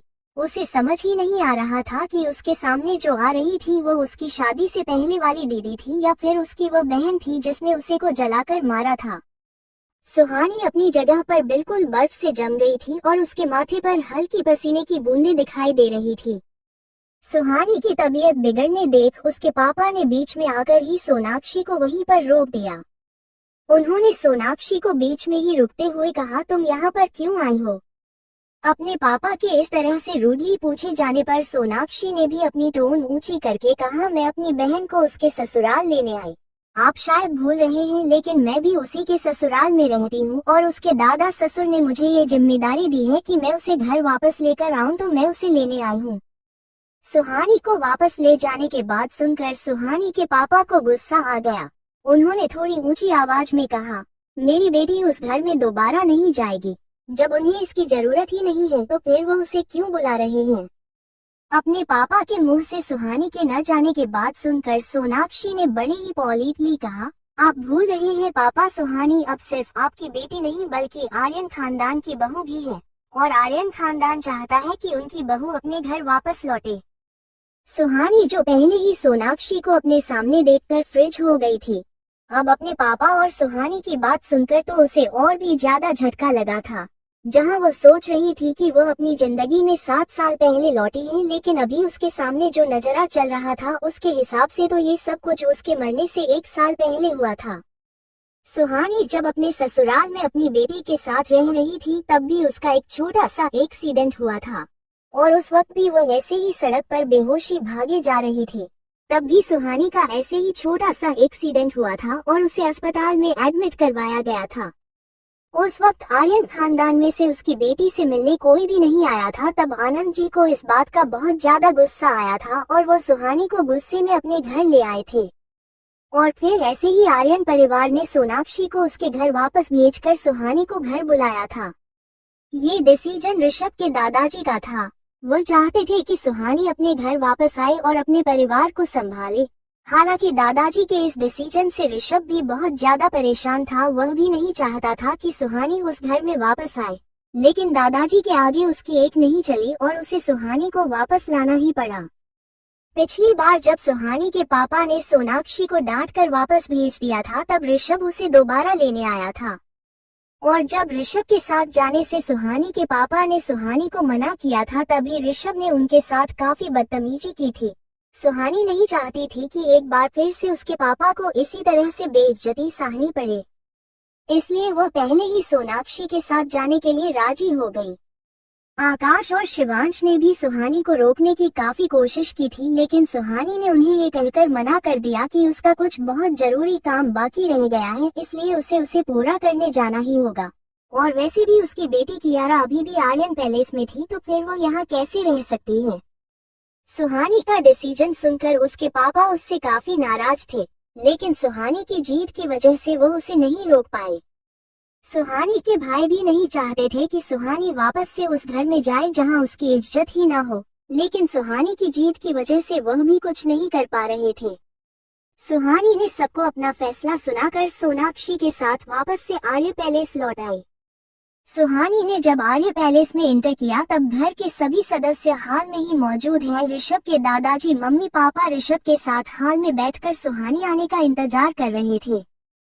सुहानी जब घर के अंदर आ रही थी तब ऋषभ ने सुहानी को देखकर अपनी आंखें फेर ली, लेकिन सुहानी की सासू मां ने जाकर सुहानी को अपने गले से लगा लिया। वो सुहानी को बहुत ज्यादा पसंद करती थी। भले ही सुहानी की शादी ऋषभ के साथ उनकी मर्जी से नहीं हुई थी, लेकिन इस घर में आने के बाद सुहानी ने सबका दिल जीत लिया था। ऋषभ सुहानी से बेइंतहा प्यार करने लगा था, लेकिन कियारा के जन्म के बाद से ही ऋषभ ने सुहानी से मुंह फेर लिया था। उसके बाद ऋषभ ने न कभी सुहानी की ओर मुड़कर देखा, न ही कियारा की ओर। और यह सब हुआ तब जब सोनाक्षी इस घर में वापस लौट कर आई थी। सोनाक्षी को आनंद जी ने अपने घर में रहने से मना कर दिया था, इसलिए सोनाक्षी रोते हुए सुहानी के पास आए थे। अपने पापा की मर्जी के खिलाफ तो सुहानी भी नहीं जाना चाहती थी, लेकिन वो इस तरह से अपनी बहन को बेघर होते हुए नहीं देख सकती थी, इसलिए दूसरी बार अपने पापा की मर्जी के खिलाफ जाकर सुहानी ने सोनाक्षी को अपने घर में रहने की इज्जत दी थी। सोनाक्षी के इस घर में आने से कोई भी खुश नहीं था, लेकिन सुहानी के लिए उन्होंने सोनाक्षी को उस घर में रहने दिया। उसके बाद कियारा का जन्म होते ही अचानक से क्या हुआ किसी को भी नहीं पता, लेकिन ऋषभ ने सुहानी से नफरत करना शुरू कर दिया था। ऋषभ की नफरत की वजह क्या थी यह तो कभी किसी को नहीं पता चला, लेकिन ऋषभ की नफरत की वजह से सुहानी हर एक दिन मरती थी। उसने काफी कोशिश की थी ऋषभ को वापस से पहले जैसा बनाने की, लेकिन ऋषभ की दिन ब दिन नफरत बढ़ती गई। और आज हाल ये है कि ऋषभ सुहानी का चेहरा तक नहीं देखना चाहता था। अपनी सासू मां से गले मिलकर सुहानी ने अपने दादाजी से जाकर आशीर्वाद लिया और उसके बाद जाकर ऋषभ के पापा से सबसे मिलने के बाद सुहानी ने ऋषभ की मां से पूछा कि उसकी कियारा कहाँ है। तब ऋषभ की मां ने उसे बताया कि उन्होंने कियारा को अभी खाना खिलाकर सुलाया है, वो अपने कमरे में सो रही है। अपनी सासू मां की बात सुनकर सुहानी सीधा अपनी बेटी के रूम में चली गई। सुहानी अपनी बेटी के साथ अलग रूम में रहती थी। सुहानी के घर वापस आने के बाद घर में सब ठीक हो गया था, लेकिन सुहानी के वापस घर लौटने से ऋषभ खुश नहीं था। शाम के वक्त जब ऋषभ ऑफिस से घर आया, उस वक्त सभी घर के हाल में बैठकर ही चाय पी रहे थे और कियारा सुहानी की गोद में खेल रही थी। ऋषभ ने सीधा हाल में आकर सुहानी के सामने पेपर रख दिए। ऋषभ से अचानक से इस तरह से सुहानी को पेपर देने से सुहानी को समझ नहीं आया कि ऋषभ उसको किस चीज के पेपर्स दे रहा है, लेकिन ऋषभ के इस तरह से सुहानी के अचानक से सामने आ जाने की वजह से कियारा बहुत ज्यादा डर गई थी। कियारा के जन्म के बाद से आज तक ऋषभ ने कभी कियारा को प्यार से अपनी गोद में नहीं उठाया था। वो हमेशा से कियारा पर चिल्लाता ही रहता था। सुहानी ने जब भी कोशिश की थी ऋषभ और कियारा को पास लाने की, तब हमेशा ही ऋषभ ऐसे ही गुस्सा हो जाता था और काफी चिल्लाता था, और ऋषभ के चिल्लाने की वजह से कियारा बहुत ज्यादा डर जाती थी। और अचानक से फिर से ऋषभ को अपने सामने देखकर कियारा को लगा कि वो एक बार फिर से उसको चिल्लाएगा, इसलिए कियारा अपनी मां की गोद में छिप गई। सुहानी ऐसे पहले से जानती थी, उसकी पिछली जिंदगी में भी ऋषभ ने उसके घर वापस लौटने पर ऐसे ही उसके सामने डिवोर्स पेपर रखे थे, लेकिन फिर दादाजी के डांटने पर ऋषभ ने वो पेपर वापस ले लिए थे। सुहानी जानती थी कि आज अगर उसने ऋषभ को डिवोर्स नहीं दिया तो आगे जाकर ऋषभ की नफरत दिन ब दिन उसके लिए बढ़ती ही जाएगी और उसकी यह नफरत उसकी बेटी की जिंदगी को भी खराब करेगी। और फिर एक दिन ऐसा आएगा जब सुहानी को वापस से वही दर्द भरी मौत मिलेगी, क्योंकि सोनाक्षी के षड्यंत्र कभी भी खत्म नहीं होने वाले जब तक सुहानी और ऋषभ एक साथ हैं। वह हमेशा कोई ना कोई ऐसी चाल जरूर चलेगी जिससे सुहानी और उसकी बच्ची की जान पर बनाए। अपनी पिछली जिंदगी में सुहानी ने अपनी जिंदगी खो दी थी। अपनी बहन के प्यार में आंधी होकर सुहानी अपनी ही मौत अपने हाथों से लिखवाई गई थी, लेकिन इस बार वह जीना चाहती थी अपनी बेटी के लिए, खुद के लिए वैसी मौत नहीं चाहती थी जिसके लिए वह जिम्मेदार भी नहीं थी। सुहानी ने ऋषभ से वो पेपर इसलिए और साइन कर दिया। सुहानी के इतनी आसानी से पेपर शाइन कर देने की वजह से ऋषभ काफी हैरान था, लेकिन फिर उसने इसे भी सुहानी की कोई चाल समझ लिया। वहां खड़े दादाजी और बाकी सबको जब पता चला कि ऋषभ ने अभी अभी सुहानी से अपने डिवोर्स पेपर साइन करवाया है तो वो बहुत ज्यादा गुस्सा हो गए। उन्होंने ऋषभ को बहुत बुरी तरह से डांटना शुरू कर दिया। दादाजी को डांटे हुए देखकर ऋषभ को लगा कि यही सुहानी की चाल थी और इसे यकीन में बदलने का काम सोनाक्षी नहीं किया। सोनाक्षी हमेशा ही ऋषभ और सुहानी के बीच की मामलों में बोला करती थी और सुहानी हमेशा से ही अपने भोलेपन में इसे अपनी बहन का अपने लिए प्यार समझकर उसे बोलने देती थी। सोनाक्षी ने आग में घी डालते हुए कहा, सुहानी तुम जानती थी ना तुम्हारे इस तरह से साइन करने से दादाजी कितना गुस्सा हो जाएंगे। साइन करने से पहले तुम्हें एक बार सबसे पूछ तो लेना चाहिए था। अगर आज पुरानी सुहानी होती तो वैसे ही इसे अपनी बहन की परवाह समझ लेती, लेकिन आज सुहानी जानती थी कि सोनाक्षी इस वक्त ऋषभ को भड़काने का काम कर रही है। दादाजी को गुस्सा होते हुए देखकर सुहानी ने उन्हें शांत करवाते हुए कहा, दादाजी आपने मुझे हमेशा अपनी बेटी माना है। आज आपकी यह बेटी आपसे अपनी आजादी मांगती है। आप प्लीज डाइवोर्स हो जाने दीजिए, इसी में सबकी भलाई है। दादाजी और बाकी सब जानते थे कि सुहानी ऋषभ के इस तरह से नफरत वाले व्यवहार से बहुत ज्यादा हट है, लेकिन वो यह नहीं जानते थे कि सुहानी इस कदर परेशान हो जाएगी कि वो कि सबसे अलग होना चाहेगी। दादाजी और ऋषभ की मां ने सुहानी को समझाने की काफी कोशिश की वो इस तरह का फैसला ना ले, ये उसके आने वाली जिंदगी में उसके लिए मुसीबतें ही खड़ी करेगा और उसके रिश्ते को हमेशा हमेशा के लिए बर्बाद करके रख देगा। दादाजी ने तो ऋषभ को डांटे हुए ये तक कह दिया था कि वो अपने सारी प्रॉपर्टी को कियारा के नाम पर कर देंगे, लेकिन इस बात का भी ऋषभ पर कोई ज्यादा फर्क नहीं पड़ा। सुहानी जानती थी कि ऋषभ की नफरत इस कदर बढ़ गई है कि वह चाहकर भी उस नफरत को खत्म नहीं कर सकती, या यूं कहें कि सुहानी ने लड़ने से पहले ही हार मान ली थी। सुहानी के बार बार समझाने पर भी दादाजी ने उन डाइवोर्स पेपर को एक्सेप्ट नहीं किया। उन्होंने साफ कह दिया था कि अगर सुहानी और ऋषभ का डिवोर्स हुआ तो वो अपनी दवाइयां लेना बंद कर देंगे और अपनी तबीयत का भी बिल्कुल ध्यान नहीं रखेंगे।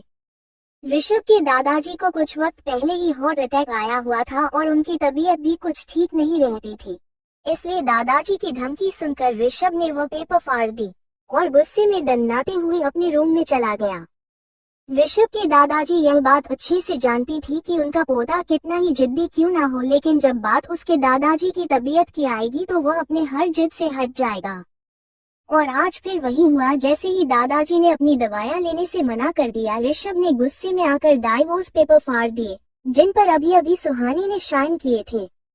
सुहानी यहाँ से जाना चाहती थी क्योंकि वो एक बार फिर से एक भयानक मौत नहीं मरना चाहती थी। जब सोनाक्षी अपनी बहन को इतनी दर्दनाक मौत दे सकती है तो सुहानी की इस बात को सोचकर ही रूह कांप जाया करती थी कि वो उसकी बेटी के साथ क्या करेगी, इसलिए सुहानी यहाँ से जाना चाहती थी।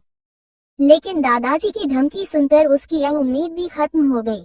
सुहानी जानती थी कि दादाजी के होते हुए वो कभी भी यहाँ से नहीं जा पाएगी और दादाजी को कुछ हो ये तो सुहानी भी नहीं चाहती थी। इसलिए ऋषभ की नफरत को खत्म करने और सोनाक्षी को इस घर से वापस निकालने के लिए सुहानी ने नए आइडिया सोचना शुरू कर दिया। सुहानी ने सोच लिया था कि अगर अब उसे इस घर में रहना ही है तो वह अपनी बेटी को उसके पापा का प्यार दिलवा कर ही रहेगी, भले ही इसके लिए उसे ऋषभ की कितनी ही नफरत क्यों ना झेलनी पड़े। अपनी बेटी के हक के लिए वह हर किसी से लड़ जाएगी। सुहानी अपनी बेटी को सुलाकर अपने कमरे में इधर उधर इसी बारे में सोचते हुए भटक रही थी कि कैसे भी करके वो इन सब को कैसे खत्म करे। सुहानी अपने कमरे में इधर उधर टहल रही थी, तभी उसके कमरे में किसी ने आकर सुहानी को अपनी तरफ खींच दिया। इस तरह से अचानक खींची जाने की वजह से सुहानी डर गई और डर के मारे उसकी चीख निकल गई। सुहानी को अपनी तरफ खींचने वाला कोई और नहीं ऋषभ ही था। ऋषभ सुहानी के डाइवोर्स पेपर पर साइन करने की वजह से बहुत ज्यादा गुस्सा था। हाँ, ये सच था कि उन पेपर को वही लेकर आया था, लेकिन फिर भी सुहानी के साइन करने से उसका गुस्सा और बढ़ गया था और इसी गुस्से के चलते वो सुहानी से मिलने आया था। वो सुहानी से अकेले में बात करना चाहता था, इसलिए उसे अपने साथ खींच कर ले जा रहा था, लेकिन सुहानी के चीखने की वजह से उसकी मां जग गई थी, इसलिए ऋषभ को ना चाहते हुए भी सुहानी का मुंह बंद करके उसे बाथरूम में ले जाना पड़ा। सुहानी की सासू माँ गायत्री जी जब कियारा के रूम में ये देखने आई थी कि अभी अभी उन्होंने जो आवाज सुनी थी वह क्या थी, सब ठीक तो है, तो उन्हें रूम में कियारा आराम से बेड पर सोई हुई मिली। उन्होंने उसे चीख को अपना भ्रम समझकर लाइट वापस से बंद कर दी और अपने कमरे में सोने चली गई। गायत्री जी के वहां से चले जाने के बाद ऋषभ ने सुहानी के मुंह से अपना हाथ हटाए। तब तक सुहानी भी है जान चुकी थी कि उसको खींचने वाला कोई और नहीं ऋषभ है, इसलिए वह भी दोबारा नहीं चिल्लाई। बाथरूम में छिपने की वजह से ऋषभ सुहानी के बिल्कुल करीब खड़ा था। ऋषभ ने सुहानी के चेहरे से अपना हाथ हटा लिया था, लेकिन वह सुहानी के चेहरे को पास में होने की वजह से उसके चेहरे में ही खो गया। इस मासूम से चेहरे को देखकर ही तो सुहानी से ऋषभ को प्यार हुआ था। सुहानी के मासूम से और भोले से चेहरे पर ऋषभ अपना दिल हार बैठा था। जब सोनाक्षी के मंडप छोड़कर चले जाने पर सुहानी के पापा ने आकर उनसे माफी मांगी थी। वह अपनी एक बेटी के किए पर शर्मिंदा थे, लेकिन उस वक्त उनके पास और कोई भी रास्ता नहीं था, इसलिए किसी को धोखा न देते हुए उन्होंने आर्यन फैमिली को सारा सच बता दिया था। सोनाक्षी के इस तरह बीच मंडप में शादी छोड़कर चले जाने की वजह से ऋषभ के दादाजी काफी गुस्सा हो गए थे और उन्होंने बारात वापस ले जाने से मना कर दिया। उन्होंने सुहानी के पापा को साफ साफ कह दिया था कि उनकी एक बेटी मंडप छोड़कर चली गई है तो वह अपने पोते की शादी उनकी दूसरी बेटी करवाएंगे, लेकिन बारात खाली हाथ वापस नहीं जाएगी। सोनाक्षी की जगह सुहानी की शादी की बात सुनकर सुहानी के पापा ने उन्हें साफ मना कर दिया था, लेकिन बात अब सुहानी के पापा की इज्जत पर आ गई थी, इसलिए अपनी दादी के कहने पर सुहानी ने अपने पापा की इज्जत को ध्यान में रखते हुए ऋषभ से शादी करने के लिए हाँ कर दी थी। वो पहली बार था जब सुहानी आर्यन परिवार के सामने जाकर शादी के लिए हाँ बोली थी।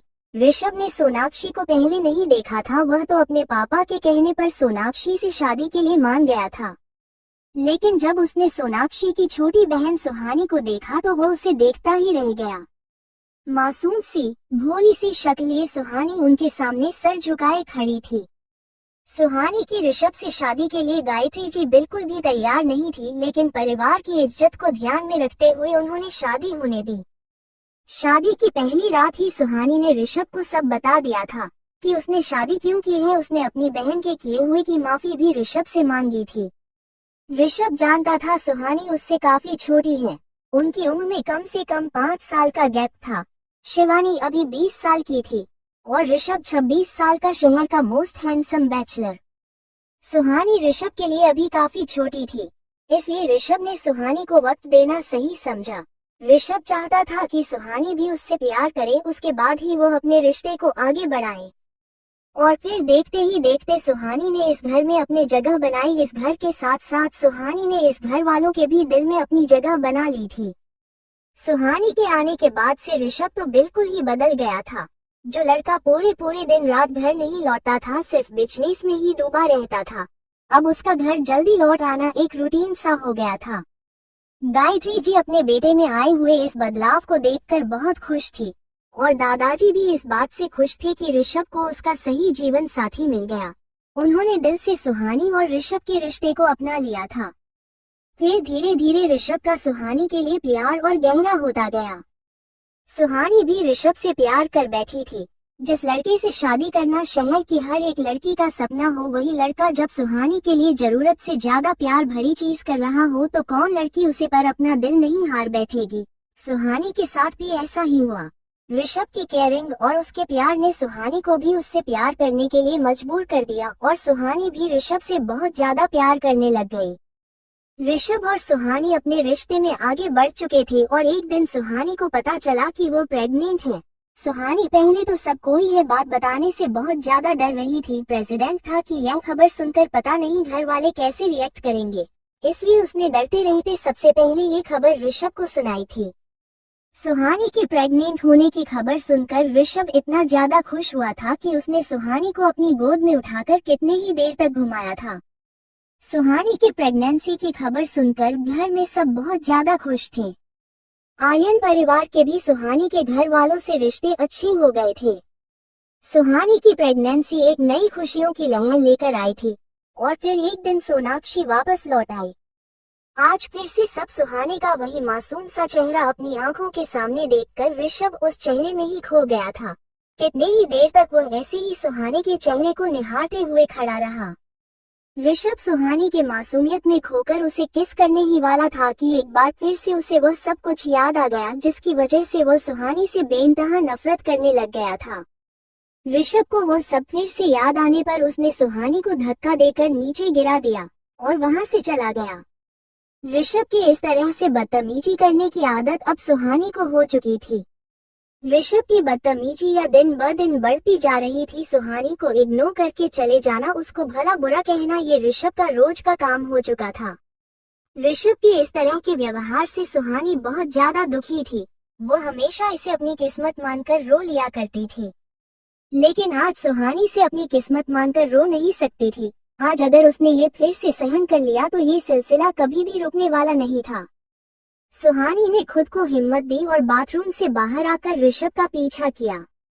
इस वक्त ऋषभ अपने रूम से अटैच बार में जा रहा था। ऋषभ का पीछा करते करते सुहानी जब उस बार एरिया में पहुंची तो ऋषभ अपने मुंह से शराब की बोतल लगाए पूरी बोतल पिए जा रहा था। ऋषभ को खुद की इस तरह से दुर्दशा बनाते हुए देखा सुहानी को बहुत ज्यादा गुस्सा आ रहा था। सुहानी ने बिना कुछ सोचे समझे जाकर ऋषभ से वो बोतल छीन ली। ऋषभ ने जब देखा सुहानी ने उससे उसकी शराब की बोतल छीन ली है तो अपनी बोतल वापस लेने के लिए ऋषभ ने जैसे ही सुहानी के साथ जबरदस्ती करना चाहा, सुहानी ने वो बोतल जमीन पर पटक कर फोड़ दी। इस वक्त सुहानी को बहुत ज्यादा गुस्सा आ रहा था, लेकिन ऋषभ तो खुद के होश में ही नहीं था। वो सुहानी के पास आने से पहले ही ड्रिंक कर चुका था और अब यहाँ आकर उसने और ज्यादा ड्रिंक कर ली थी। ऋषभ अपने होश में नहीं था, इसलिए वो सुहानी के साथ बदतमीजी कर रहा था। सुहानी भी ऋषभ की यह हरकतें बर्दाश्त नहीं हुई तो उसने ऋषभ को खुद से दूर करते हुए एक जोरदार थप्पड़ उसके गाल पर मार दिया। थप्पड़ लगने से एक बार के लिए तो ऋषभ खुद को संभाल नहीं पाया और वहीं लगी टेबल से जा टकराया। ऋषभ को गिरते देख सुहानी ने उसे बचा लिया, लेकिन फिर ऋषभ को छोड़ते हुए कहा, किस बात का गुस्सा है आप में इतना? क्या किया मैंने ऐसा जो आप मुझे बेइंतहा नफरत करने लगे? और किसके लिए कर रखे आपने अपनी यह हालत? आप अपनी बेटी की तरफ आंख उठाकर देखते तक नहीं है। वह खुद आपके पास आई तो आप उसे डांट कर भगा देते हैं। कौन सा पिता इतना बेरहम हो सकता है? जवाब दीजिए, मुझे किस बात का गुस्सा है आप में? इस वक्त ऋषभ भले ही अपने पूरे होश में नहीं था, लेकिन सुहानी की कई हर एक बात उसे अच्छे से समझ आ रही थी। सुहानी का खुद से इस तरह से सवाल पूछना ऋषभ को रास नहीं आया। उसने सुहानी के दोनों हाथों को पकड़कर उसे दीवार से लगा दिया। फिर गुस्सा करते हुए सुहानी से कहा, जानना चाहती हूँ ना तुम कि मुझ में किस बात का गुस्सा है? तो सुनो, नफरत करता हूँ मैं तुमसे और तुम्हारी उस बेटी से। मेरे घर में रहकर तुम मुझे धोखा दोगी। अपने आशिक की बेटी को मेरे मुँहे मरकर तुम उसे मेरा नाम देना चाहती हो। अपने गंदे खून को तुम मेरा नाम देना चाहती हूँ, मैं ये कभी होने ही नहीं दूंगा। ऋषभ के अंदर की आग आज बाहर निकाल कर आ रही थी। उसे होश नहीं था कि वो सुहानी से कितने गंदे तरीके से बात कर रहा है। इस वक्त ऋषभ के मुंह हर वो शब्द निकल रहा था जो सोनाक्षी ने उसके मन में भरा था। ऋषभ को भले ही होश नहीं था, लेकिन सुहानी पूरे होश में थी। सुहानी ने आज तक ऋषभ की खुद के लिए नफरत को बर्दाश्त किया था, लेकिन आज अपनी बेटी के लिए नाजायज शब्द को वो बर्दाश्त नहीं कर पा रही थी। अपनी पिछली जिंदगी में सुहानी ने मरते वक्त अपनी बहन के मुंह से यह सुना था कि उसने ऋषभ को ये कहा है कि कियारा उसकी बेटी नहीं बल्कि सुहानी की किसी आशिक की औलाद है, इसलिए ऋषभ कभी भी कियारा को नहीं अपनाएगा। सुहानी ने मरते वक्त भले ये सब अपनी बहन के मुंह से सुने थे, लेकिन फिर भी उसे आज तक यकीन नहीं था कि ऋषभ भी कभी इस बात को सच मानता होगा। ऋषभ के दिल में भी इतने गंदे ख्याल आ सकता है, लेकिन आज ऋषभ के मुंह से यह सारा सच सुनकर सुहानी का गुस्सा और भी बढ़ चुका था। सुहानी आज चाहती तो ऋषभ को अपनी बेगुनाही के लिए दलीलें दे सकते थे, लेकिन वो ऋषभ के सामने कोई भी सफाई नहीं देना चाहती थी। जिस इंसान ने बिना सजाने ही किसी और के बहकावे में आकर झूठ को ही सच मान लिया, अपनी पत्नी के चरित्र पर सवाल उठाए, वो सुहानी उसे इंसान के साथ एक पल भी नहीं रहना चाहती थी। वो अब चाहे तो भी इस घर में नहीं रहना चाहती थी। एक ऐसे इंसान के साथ जो अपनी वाइफ के बारे में इतना गंदा सोच सकता हो, उसके चरित्र पर सवाल उठा सकता है, सुहानी उस इंसान के साथ कभी भी नहीं रहना चाहती। सुहानी यह बात अच्छे से जानती थी कि इस वक्त भले ही ऋषभ नशे में, लेकिन उसके मुंह से निकल रहा हर शब्द अब तक उसकी नफरत को हवा दे रहा था, जिसका मतलब साफ यही था कि ऋषभ यह मान चुका था कि सुहानी ने उसे धोखा दिया है और कियारा उसकी अपनी बेटी नहीं है। ऋषभ अपने गुस्से में ना जाने क्या क्या कह रहा था, लेकिन अब सुहानी को सब सुनना बंद हो चुका था। उसने पहले सोचा था कि वो ऋषभ की गलतफहमी दूर करेगी और सोनाक्षी को भी, लेकिन अब सुहानी को अपनी सोच पर पछतावा हो रहा था। यहाँ उसकी जरूरत ही नहीं थी, वो तो जबरदस्ती इस रिश्ते का बोझ ढो रही थी। उसका पति तो उसे बहुत पहले ही गलत समझ चुका था और ऐसे इंसान के साथ रहना सुहानी कभी बर्दाश्त नहीं कर सकती। सुहानी ने ऋषभ को वही छोड़कर जाने के लिए जैसे मुड़ी तो उसके पैर में वो कांच की बोतल का टुकड़ा चुभ गया, जो बोतल उसने थोड़ी देर पहले तोड़ी थी। सुहानी ने जब पीछे मुड़कर देखा तो ऋषभ अब भी ना जाने क्या लेकिन बोले जा रहा था और उसकी हालत इस वक्त ऐसी थी कि वो किसी भी वक्त उन कांच पर गिर सकता था। सुहानी ने एक बार फिर अपने सीने पर पत्थर रखकर ऋषभ को थामा और उसे उसके बेडरूम में ले जाकर इसके बेड पर सुला दिया।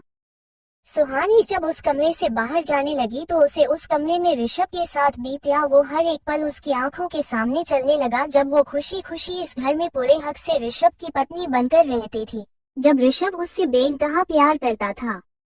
सुहानी ने अपने दिल पर पत्थर रखकर खुद को ये बात समझा ली कि इस दुनिया में प्यार नाम की कोई चीज होती नहीं है। सुहानी ने प्यार के नाम पर अपनी जिंदगी में दो बार धोखे खाए थे। अपनी जिंदगी में पहली बार प्यार में धोखा खाने के बाद सुहानी ने बहुत मुश्किल से खुद को संभाला था और दूसरी बार ऋषभ से प्यार करने के लिए उसने खुद को बहुत मुश्किल से संभाला था। लेकिन आज ऋषभ के मुंह से खुद के लिए इतना सब सुनकर उसकी आखिरी उम्मीद ने भी दम तोड़ दिया था। वो ऋषभ से अब हमेशा हमेशा के लिए रिश्ता तोड़ने के लिए तैयार थी। सुहानी वहां से सीधे अपने कमरे में गई और अपना और कियारा का कुछ जरूरी सामान पैक करने के बाद उसने कियारा को नींदों में ही अपनी गोद में उठा लिया और आर्यन पैलेस से निकल गई। ऋषभ से पहले से झगड़ा होने की वजह से दादाजी ने सभी गार्ड्स को पहले ही ऑर्डर दे रखे थे कि उनमें से कोई भी सुहानी को कभी भी इस पैलेस में आने जाने से नहीं रोकेगा, क्योंकि एक बार पहले जब सुहानी ऋषभ की वजह से दुखी होकर घर से चली गई थी तब ऋषभ ने गार्ड से कहकर सुहानी के घर में एंट्री बंद करवा दी थी। उस वक्त सुहानी पूरी रात घर के दरवाजे पर निकाली थी क्योंकि कियारा घर के अंदर थी और अपनी बेटी को छोड़कर वो नहीं जा पाई। ये बात जब दादाजी को पता चली तब वो बहुत गुस्सा हुए थे और उसके बाद उन्होंने सुहानी को सारे हक दे दिए जो ऋषभ को इस परिवार में मिलते थे। दादाजी जानते थे कि उनका पोता बुरा नहीं है, लेकिन इस वक्त गुस्से की काली पट्टी उसकी आंखों में पड़ी है जिससे वो कुछ भी नहीं देख पा रहा है, इसलिए अपने पोते की गृहस्थी बचाने के लिए उन्हें बीच में आना पड़ा था।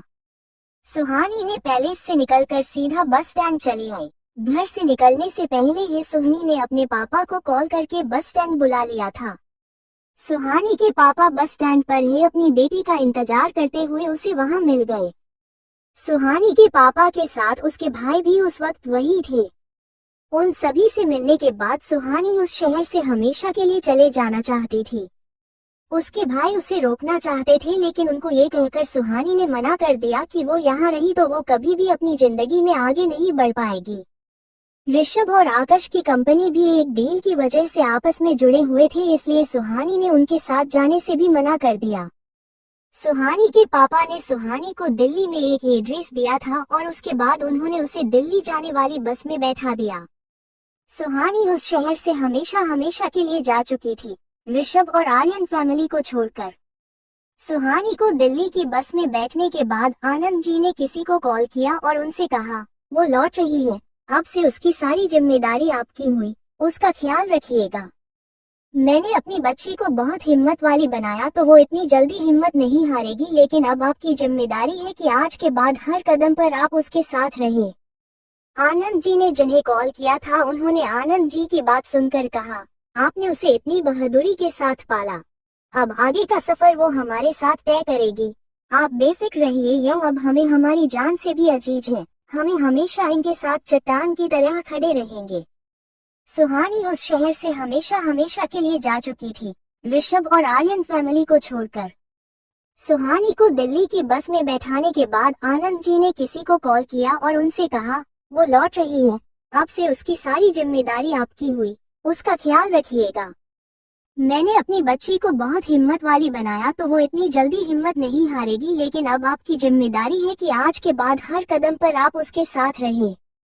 आनंद जी ने जिन्हें कॉल किया था उन्होंने आनंद जी की बात सुनकर कहा, आपने उसे इतनी बहादुरी के साथ पाला, अब आगे का सफर वो हमारे साथ तय करेगी। आप बेफिक्र रहिए, यह अब हमें हमारी जान से भी अजीज है। हमें हमेशा इनके साथ चट्टान की तरह खड़े रहेंगे। अपनी बात कहने के बाद सुहानी के पापा अपने दोनों बेटों के साथ घर लौट आए। सुबह जब सुहानी के पापा की आंख खुली तब उनका फोन जोर जोर से रिंग कर रहा था। उन्होंने फोन उठाकर देखा तो यह वही नंबर था जिस पर उन्होंने रात को कॉल किया था। सुहानी के पापा ने जल्दी से कॉल अटेंड किया। वो कुछ बोल पाते हैं उससे पहले ही सामने से आवाज आई। अपने सुहानी को कौन सी बस में बिठाया था? वो अब तक यहाँ नहीं पहुँची। मैं सुबह 5 बजे से अब तक सारी बसों को देख चुका हूँ, लेकिन किसी भी बस में सुहानी यहाँ पर नहीं आई। कॉल पर आए आवाज को सुनकर आनंद जी वहीं पर बैठ गए। उन्हें समझ ही नहीं आ रहा था कि जब उन्होंने खुद सुहानी को दिल्ली की बस में बिठाया था तो फिर सुहानी अब तक वहां कैसे नहीं पहुंचे। सुहानी को तो सुबह 6 बजे ही दिल्ली पहुंच जाना चाहिए था और इस वक्त 7 बज रहे थे। किसी अनहोनी के डर से आनंद जी जल्दी से आकाश के पास गए।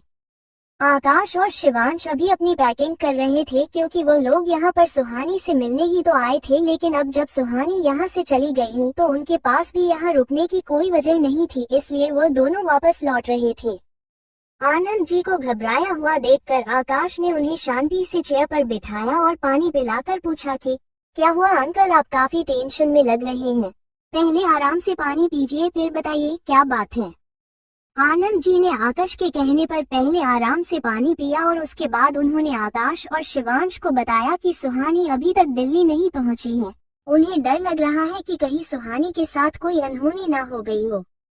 आनंद जी की बात सुनकर तो आकाश और शिवांश भी काफी डर गए। उन्हें भी समझ नहीं आ रहा था कि जब उन्होंने खुद ही आनंद जी के साथ सुहानी को दिल्ली के लिए रवाना किया था तो फिर दिल्ली अब तक सुहानी पहुंचे कैसे नहीं। ये तो खुद सुहानी का ही डिसीजन था कि वो दिल्ली जाना चाहती है, फिर उसके अभी तक दिल्ली ना पहुंचने की क्या वजह हो सकती है। कहीं आनंद जी का डर सही तो साबित नहीं हो गया, कहीं सुहानी के साथ कोई अनहोनी ना हो गई हो। यही सोचकर वो दोनों भी काफी घबरा गए थे। आकाश ने ज्यादा वक्त ना खराब करते हुए पुलिस में कंप्लेंट करने का फैसला ले लिया। आकाश इस वक्त कोई भी लापरवाही नहीं करना चाहता था। आकाश नहीं चाहता था कि उनके की हुई थोड़ी सी देरी भी सुहानी की जान पर खतरा बन पाए, इसलिए उसने तुरंत पुलिस के पास जाने का फैसला ले लिया। शिवांश को घर पर रुकने का बोल। आकाश और आनंद जी पुलिस स्टेशन जाने के लिए वहां से रवाना होने ही वाले थे कि इस वक्त आनंद जी की फोन पर एक बार फिर से सुहानी का कॉल आ गया। आनंद जी ने फोन की स्क्रीन पर सुहानी का नाम देखकर जल्दी से कॉल अटेंड किया। उन्होंने पूछा, सुहानी बेटा आप कहाँ हैं, आप अब तक दिल्ली क्यों नहीं पहुंची। आकाश ने जल्दी से सुहानी का नाम सुनकर फोन को स्पीकर पर करवा दिया। सामने से सुहानी की आवाज आई, पापा हम दिल्ली नहीं गए। हम जानते हैं कि आप हमारे इस फैसले से खुश नहीं होंगे, लेकिन आप हमारा यकीन कीजिए कि हम जहाँ पर भी हैं सुरक्षित हैं और खुश हैं। हम अभी आपको नहीं बता सकते कि हम कहाँ गए हैं क्योंकि हम नहीं चाहते कि अब हम कोई भी पीछे ऐसा लिंक छोड़े जिससे हमारी पुरानी जिंदगी हमारी आगे की जिंदगी के सामने आकर खड़ी हो जाए और एक बार फिर से हम उस दलदल में फंस जाए। हम अपनी जिंदगी में आगे बढ़ाना चाहते हैं पापा, इसलिए हमें अपने पुरानी जिंदगी से सारे रिश्ते तोड़ने ही होंगे। हम चाहकर भी आपको कुछ नहीं बता सकते। हमारे दिल्ली ना जाने की वजह भी यही है कि हम किसी से भी रूप में यह नहीं चाहते कि हमारी पुरानी जिंदगी लौटकर हमारे सामने आए। हम जहाँ पर भी है कियारा के साथ खुश है पापा। आप हमारी फिक्र मत कीजिएगा, अपना ख्याल रखिएगा। पापा हम फोन रखते हैं। सुहानी अपनी बात कहकर फोन कट कर पाती उससे पहले ही आनंद जी से फोन आकाश ने ले लिया। आकाश ने सुहानी को डांट लगाते हुए कहा, तुम कहना क्या चाहती हो, तुम अपनी पुरानी जिंदगी से कोई रिश्ता नहीं रखना चाहती, तो क्या इसका मतलब ये है कि अब तुम हमसे भी कोई रिश्ता नहीं रखना चाहती। जिस रिश्ते के लिए हाँ करने से पापा ने तुम्हें इतनी बार रोका था, लेकिन उनके मना करने के बाद भी तुमने उस रिश्ते को हाँ की और ऋषभ से शादी की। इसमें हमारी कोई गलती ना होकर भी हमने इस रिश्ते को अपनाया सिर्फ तुम्हारे लिए। आज एक बार फिर तुम इस रिश्ते की वजह से हमें छोड़ कर जा रही हो और उसके ऊपर से तुम हमसे ये भी उम्मीद रख रही हो कि हम तुम्हारे बारे में कोई खबर भी ना रखें। क्या तुम्हें इतना भी यकीन नहीं है अपने भाइयों पर? तुम्हें लगता है कि तुम्हारे पापा जो तुम्हारे लिए सारी दुनिया से लड़ जाते हैं, उन्हें अगर तुमने अपने बारे में बता दिया तो वह जाकर तुम्हारे ससुराल में ये बता देंगे कि तुम कहाँ हो, और एक बार फिर से तुम्हारी जिंदगी को नर्क बनाने के लिए वह ये सब करेंगे। तुम्हें अपने पापा पर ना सही लेकिन अपने भाइयों पर भी भरोसा नहीं रहा। तुम कहाँ हो, क्या कर रही हो, हम में से किसी को नहीं पता, और अब तुम चाहती हो कि हम में से इस बारे में कोई पता भी ना रखे। तुम अपने पति के साथ रिश्ता तोड़ने की वजह से हम सभी से रिश्ता तोड़ रही हो, और वह भी तब जब इसमें हमारी कोई भी गलती नहीं थी। उस घर में शादी करने का फैसला तुम्हारा था, और एक बार यहाँ आने के बाद फिर से उस घर में लौटने का फैसला भी तुम्हारा था। हमने तुम्हारे हर फैसले में तुम्हारा साथ दिया, तुम्हारे साथ खड़े रहे, और आज तुम हमसे ही रिश्ता नहीं रखना चाहते। मुझे तुझसे यह उम्मीद नहीं थी सुहानी, लेकिन जब तुझे हम पर यकीन ही नहीं है और कोई रिश्ता भी नहीं रखना तो ठीक है, फिर आज से हमारा कोई रिश्ता नहीं। हम भी मान लेंगे कि हमारी कोई बहन थी ही नहीं। तुम्हें अपनी जिंदगी अपनी शर्तों पर जीनी है ना, तो तुम अपनी जिंदगी अपनी शर्तों पर जियो, लेकिन आज के बाद तुम हम में से किसी को भी नहीं जानती, और न ही अब हमारा तुमसे कोई रिश्ता है। सुहानी की बात सुनकर आकाश को काफी गुस्सा आ गया था, और गुस्से गुस्से में उसने सुहानी को इतनी बड़ी बात कह दी थी। आकाश को ऊंची आवाज में बात करते हुए सुनकर बाकी घर वाले भी वहीं पर आ गए। उन्होंने जब सुना कि आकाश ने अभी अभी सुहानी से क्या कहा है, तो ये सब सुनकर वह सभी हैरान रह गए, क्योंकि यह तो सब जानते थे कि चाहे दुनिया इधर की उधर हो जाए, लेकिन आनंद जी अपनी बेटी से और आकाश अपनी बहन से कभी भी मुंह नहीं मोड़ सकते। फिर ऐसा क्या हो गया कि आकाश ने सुहानी से अपने सारे रिश्ते खत्म करने की बात कह दी थी। शिवांश जो समझ रहा था कि इस वक्त उसका भाई काफी ज्यादा गुस्से में है, सुहानी ने उसे काफी हर्ट किया है। शिवांश नहीं चाहता था कि आकाश गुस्से में आकर कुछ और ऐसा कहे जिससे उसके और सुहानी का रिश्ता हमेशा हमेशा के लिए खतरे में पड़ जाए। इसलिए आकाश से फोन लेकर शिवांश ने सुहानी से कहा, तुझे अपनी जिंदगी में आगे बढ़ाना है ना, तो तेरे भाई तेरी इस नई जिंदगी में तेरी मदद करेंगे। तो अभी के अभी मुझे बता तो कहाँ है, मैं आ रहा हूँ तुझे लेने। तुझे अपनी पुरानी जिंदगी में नहीं रहना ना तो कोई बात नहीं, तो हमारे साथ चल रही है, और मैं वादा करता हूँ कि कभी भी तुझ पर कोई आंच नहीं आने दूंगा। तो अभी मुझे बता तो कहाँ पर है, मैं अभी निकल रहा हूँ। आकाश के गुस्से में डांटने पर सुहानी बहुत ज्यादा हर्ट हुई थी। उसे कभी नहीं लगा था कि आकाश उसकी बात से इतना गुस्सा हो जाएगा कि उसे अपना रिश्ता ही तोड़ लेगा। आकाश की बात सुनकर सुहानी रोने को हो गई थी, लेकिन फिर भी सुहानी ने हिम्मत करके कहा, नहीं भाई, मैं आपको यह नहीं बता सकती कि मैं इस वक्त कहाँ हूँ। मुझे माफ कर दीजिए भाई, लेकिन मैं आपको नहीं बता सकती कि मैं इस वक्त कहाँ हूँ और आगे कहाँ जाने वाली हूँ।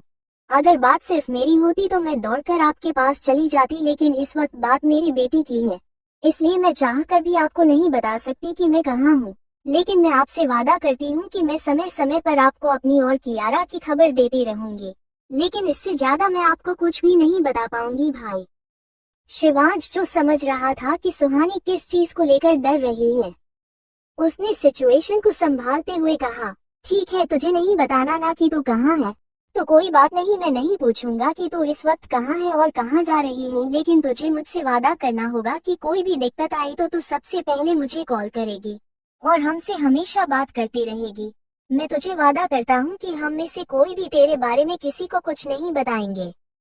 अगर तुझे लगे कि हमने अपना प्रॉमिस तोड़ा है तो इस वक्त हमसे बात करना बंद कर सकते हैं, लेकिन तब तक तुझे हमसे बात करते रहना होगा, और कियारा की सारी अपडेट तू हमें रोज देगी। देख सुहानी, तू अपनी जिंदगी में आगे बढ़ना चाहती है, मैं इसलिए तुझे नहीं रोकूंगा, लेकिन तू हमारी बहन है और अपनी बहन पर हम कोई भी खतरा नहीं आने दे सकते, इसलिए तुझे अपनी सारी अपडेट तो हमें देनी होगी। और तूने आज मेरी बात नहीं मानी तो आकाश को मैं भी नहीं समझा पाऊंगा। तू जानती है कि वो तुझे कितना प्यार करता है।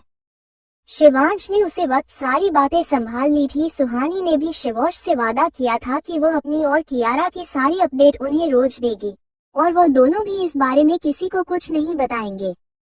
शिवांश ने सारी बातें घर के बाहर आकर की थी, इसलिए उन दोनों की बातों के बारे में घर पर किसी को भी कुछ नहीं पता था। आकाश तो पहले से ही काफी गुस्से में था, इसलिए उसने ये जानना भी जरूरी नहीं समझा किसी शिवांश सुहानी के बीच में क्या बात हुई है। आनंद जी और उनकी पत्नी तो इस वक्त काफी परेशानी में थे। उन्हें यकीन नहीं हो रहा था कि सुहानी इस तरह का कोई कदम उठाएगी। आनंद जी ने तो सुहाने के रहने की पूरी व्यवस्था दिल्ली में कर दी थी ताकि उसे अपनी जिंदगी में आगे कोई भी तकलीफ का सामना न करना पड़े, और सुहाने की जीत की वजह से ही तो उन्होंने उसे दिल्ली भेजा था। लेकिन सुहानी ऐसा कुछ करेगी, वो दिल्ली जाना जाकर कहीं और जाए दी जाएगी, यह बात तो आनंद जी ने सपने में भी नहीं सोचती थी। उन्हें कुछ समझ ही नहीं आ रहा था कि अब वो अपनी बेटी को कैसे प्रोटेक्ट करे।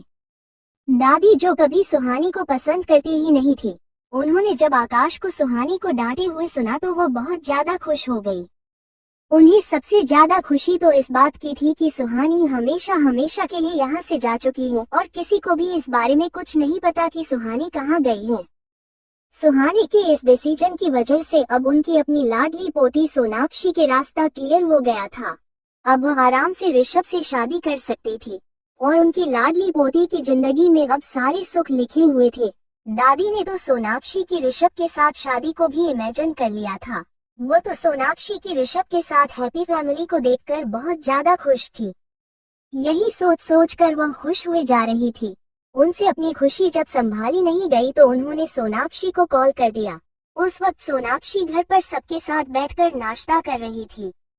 आर्यन पैलेस में कोई भी सोनाक्षी को कुछ खास पसंद नहीं करता था, लेकिन सुहानी की वजह से वो सभी सोनाक्षी को झेल रहे थे और सोनाक्षी भी इस घर में ऐसे ही बिहेव करती थी जैसे वो इस घर की बहू हो। सोनाक्षी के हाथ में बटन लगे होने की वजह से वह अपना फोन नहीं संभाल पाए और उसका फोन पैरों पर गिरकर स्पीकर पर हो गया। दादी जो अपने एक्साइटमेंट में सोनाक्षी से यह पूछना ही भूल गई कि वह अकेली है या घर में सबके बीच में बैठी हुई है। उन्होंने अपनी खुशी के मारे सोनाक्षी को कहा, बेटा अब तेरी जिंदगी में कोई भी दुख नहीं आएगा। वो मनहूस सुहानी हमेशा हमेशा के लिए हमारी जिंदगी से चली गई है और किसी को भी नहीं पता कि वो कहाँ गई है। उसके बाद दादी ने एक के बाद एक सारी बातें सोनाक्षी को फोन पर बता दी। सोनाक्षी जो अपने फोन को नहीं संभाल पाई थी, उसने जल्दी से फोन उठाया और फोन को स्पीकर से हटाते हुए अपने कान के पास ले गई। सोनाक्षी ने अपनी दादी से कहा, दादी मैं आपसे बाद में बात करती हूँ, मैं कुछ इम्पोर्टेंट काम कर रही हूँ। कहकर सोनाक्षी ने फोन कट कर दिया और उठकर वहाँ से चली गई। सोनाक्षी ने जानबूझकर देरी से फोन को स्पीकर से हटाया जाता कि घर पर बैठे सभी लोग दादी की बात को अच्छे से सुन पाए, और अपना प्लान पूरा होने के बाद सोनाक्षी से वहाँ से उठकर चली गई। लेकिन सोनाक्षी के फोन पर अभी भी जो दादी ने कहा था वह सारी बातें गायत्री जी ने भी सुन ली थी और ऋषभ के दादाजी और पापा ने भी। गायत्री जी ने जब सुना कि सुहानी हमेशा हमेशा के लिए घर छोड़कर चली गई है तो उन्हें लगा कि शायद दादी को कोई गलतफहमी हुई होगी, क्योंकि रात को तो उन्होंने खुद ही कियारा के रूप में चेक किया था तो कियारा आराम से सो रही थी। फिर ऐसा कैसे हो सकता है कि सुहानी आधी रात को ही कियारा को नींद में उठा कर ले गई हो और यह घर हमेशा हमेशा के लिए छोड़कर चली गई हो। लेकिन दादी की बातों ने गायत्री जी के मन में शक पैदा कर दिया था। उन्होंने ये चेक करने के लिए कि दादी को सच में कोई गलतफहमी हुई है या फिर सुहानी उनके घर को छोड़कर चली गई है, वो जल्दी से सुहानी के रूम में गई। क्योंकि सुहानी काफी वक्त से कियारा के रूम में ही रह रही थी, इसलिए उन्होंने जब कियारा का रूम चेक किया तो वहाँ ना तो सुहानी थी और ना ही कियारा। उन्होंने जब जाकर अलमीरा चेक की तो वहाँ पर सुहानी और कियारा का सामान भी नहीं था। कियारा के रूम की यह हालत देखकर गायत्री जी समझ गई थी कि जो अभी अभी दादी ने कहा था वह सच है। सुहानी इस घर को छोड़कर हमेशा हमेशा के लिए चली गई है। सुहानी के घर छोड़ने की बात सुनकर गायत्री जी काफी गुस्सा हो गई थी और वह गुस्से में दंडनाते हुए जब ऋषभ के रूम में गई तो ऋषभ इस वक्त अपने बेड पर नशे की हालत में सो रहा था।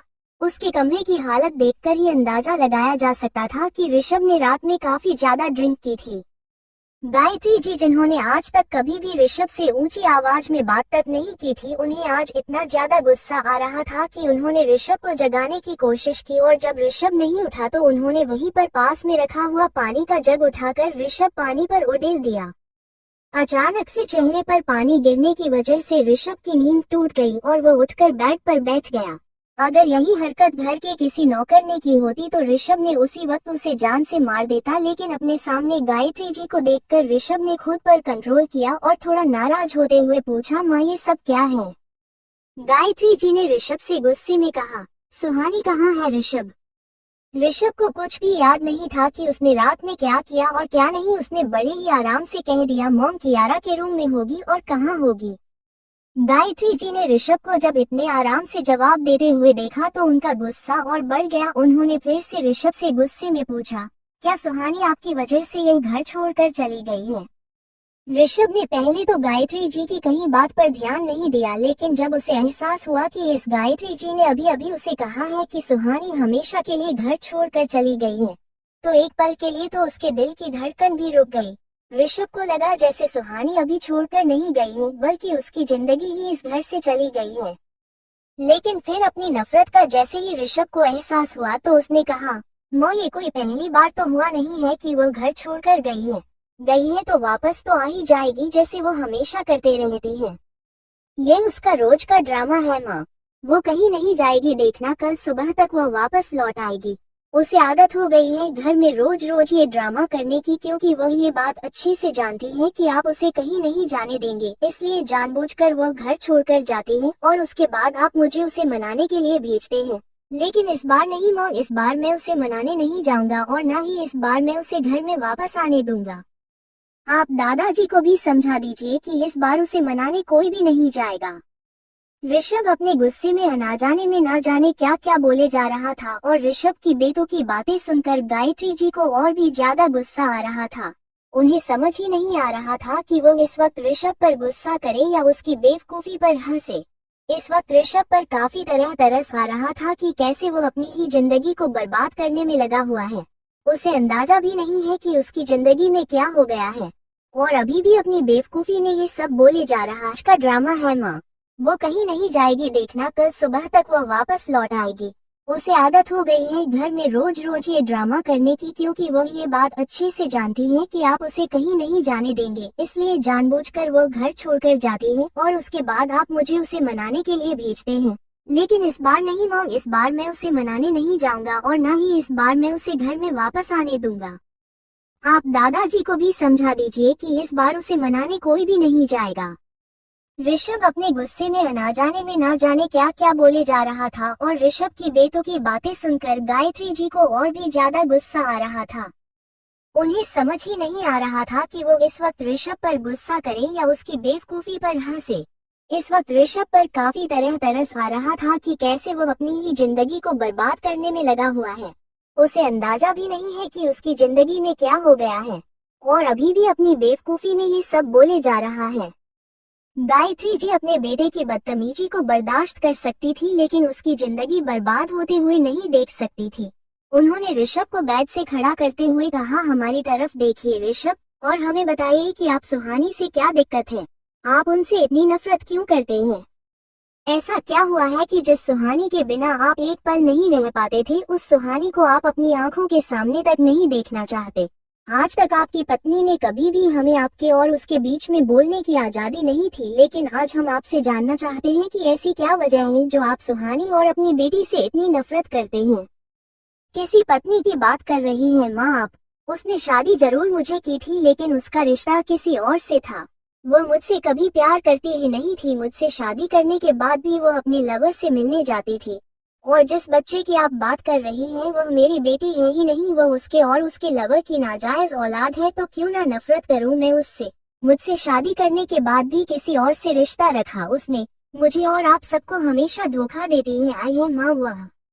और आपको पता है माँ, जब मैंने उसे बच्चे को छोड़ देने के लिए कहा तो उसने मुझे क्या कहा? उसने कहा कि वो मुझे छोड़ सकती है, मेरे परिवार को छोड़ सकती है, लेकिन उसे बच्चे को कभी भी नहीं छोड़ सकती। आज भी मुझसे और आप सबसे ज्यादा अपने उस नाजायज औलाद से प्यार करती है। क्या नहीं किया मैंने उसके लिए? अपनी जान से ज्यादा प्यार किया था मैंने उसे, और मेरे प्यार का ये सिला दिया है उसने।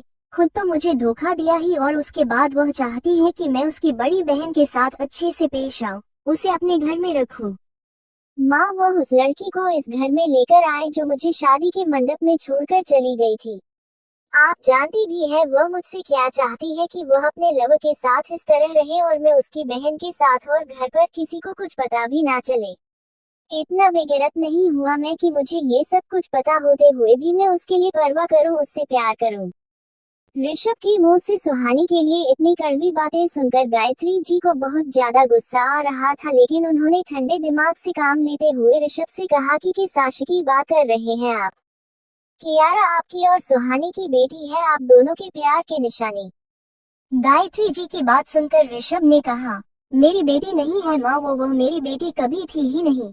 मैं एक बार के लिए यह बात झूठ भी मान लूं, लेकिन डीएनए रिपोर्ट उनका क्या माँ? मैंने अपना और उस बच्ची का डीएनए टेस्ट करवाया था, उस बच्ची में मेरा 1% अंश तक नहीं है, और आप कह रही हैं कि वो मेरी बेटी थी। ऋषभ की बात सुनने के बाद गायत्री जी को समझ आ रहा था कि ऋषभ के मन में किसी ने इस हद तक जहर घोल दिया है कि उसे कुछ समझ ही नहीं आने वाला। वह चाहकर भी सुहानी के लिए चाहे कितनी भी सफाई दे दे, लेकिन जब तक वह सुहानी के सही होने के सबूत ऋषभ के सामने नहीं रख देती, ऋषभ किसी की बात पर यकीन नहीं करने वाला। गायत्री जी कुछ सोचकर ऋषभ से कहा, डीएनए टेस्ट आपने किसी से करवाया था? गायत्री जी के पूछने पर ऋषभ ने उन्हें बताया कि उसने अपने असिस्टेंट से कहकर उसका और सुहानी की बेटी का डीएनए टेस्ट करवाया था। आज ऋषभ ने अपनी मां के सामने वो सारा सच रख दिया था जो वो सुहानी के बारे में सोच रहा था या उसे सुहानी के बारे में बताया गया था। गायत्री जी के पूछने पर ऋषभ ने उन्हें ये भी बताया कि यह सारी इन्फॉर्मेशन उन्होंने खुद अपने असिस्टेंट से कलेक्ट करवाई है। गायत्री जी को जब पता चला कि यह सारी इन्फॉर्मेशन ऋषभ को उसके असिस्टेंट ने ला कर दिया और वो डीएनए रिपोर्ट भी, उसके बाद गायत्री जी ने ऋषभ को फ्रेश होकर नीचे आने के लिए कहा और वहां से चली गई। ये सच था कि एक वक्त था जब गायत्री जी को सुहानी बिल्कुल भी पसंद नहीं थी, लेकिन जब उन्होंने सुहानी के प्यार में ऋषभ को बदलते हुए देखा तब उन्हें सुहानी पसंद आ गई थी। उन्होंने सुहानी को बारीकी से परखा था। सुहानी उन्हें किसी भी कदम पर गलत नहीं लगी। उन्हें यकीन नहीं हो रहा था कि उनकी पसंद इतनी गलत कैसे हो सकती है। उन्होंने सुहानी के बारे में हर एक बात पता करवाई थी, खुद उस पर इतनी कड़ी नजर रखे थे, तब कहीं जाकर सुहानी उनकी परीक्षा में पास हो पाई थी और उनके बेटे की सही मायने में जीवन साथी बन पाई थी। सुहानी के बारे में ऋषभ के मुंह से इतना सब कुछ जान लेने के बाद गायत्री जी को ये तो कंफर्म हो गया था कि कहीं ना कहीं कुछ तो गड़बड़ है, और यह बहुत बड़ी गड़बड़ है। किसी ने जानबूझकर ऋषभ और सुहानी के रिश्ते में दरार लाई है। सुहानी के खिलाफ ऋषभ के सामने ऐसे सबूत रखे हैं जिससे वह चाहकर भी इनकार न कर सके। गायत्री जी अपनी जिंदगी में सब कुछ बर्दाश्त कर सकती थी, लेकिन अगर वो कुछ था जो बर्दाश्त नहीं कर सकती थी तो वह उनके बेटे की जिंदगी से खिलवाड़। गायत्री जी अपने बेटे के मामले में किसी पर भी यकीन नहीं करती थी। ऋषभ के कमरे से निकलने के बाद गायत्री जी ने किसी को कॉल किया और कहा, अगले 2 घंटे के अंदर मेरा बेटा ऑफिस के लिए निकालेगा, लेकिन उससे पहले मुझे उसके असिस्टेंट के बारे में हर एक इन्फॉर्मेशन चाहिए, और साथ ही वह डीएनए रिपोर्ट की असली कॉपी भी जो ऋषभ से छुपाई गई और उसे गलत रिपोर्ट पर करवाई गई। अपनी बात कहने के बाद गायत्री जी ने कॉल कट कर दिया। गायत्री जी ने इतने सालों तक अपने बेटे और बहू के रिश्ते के बीच में कुछ भी नहीं था, क्योंकि सुहानी ने उन्हें यकीन दिलाया था कि वह सबको सही कर देंगी।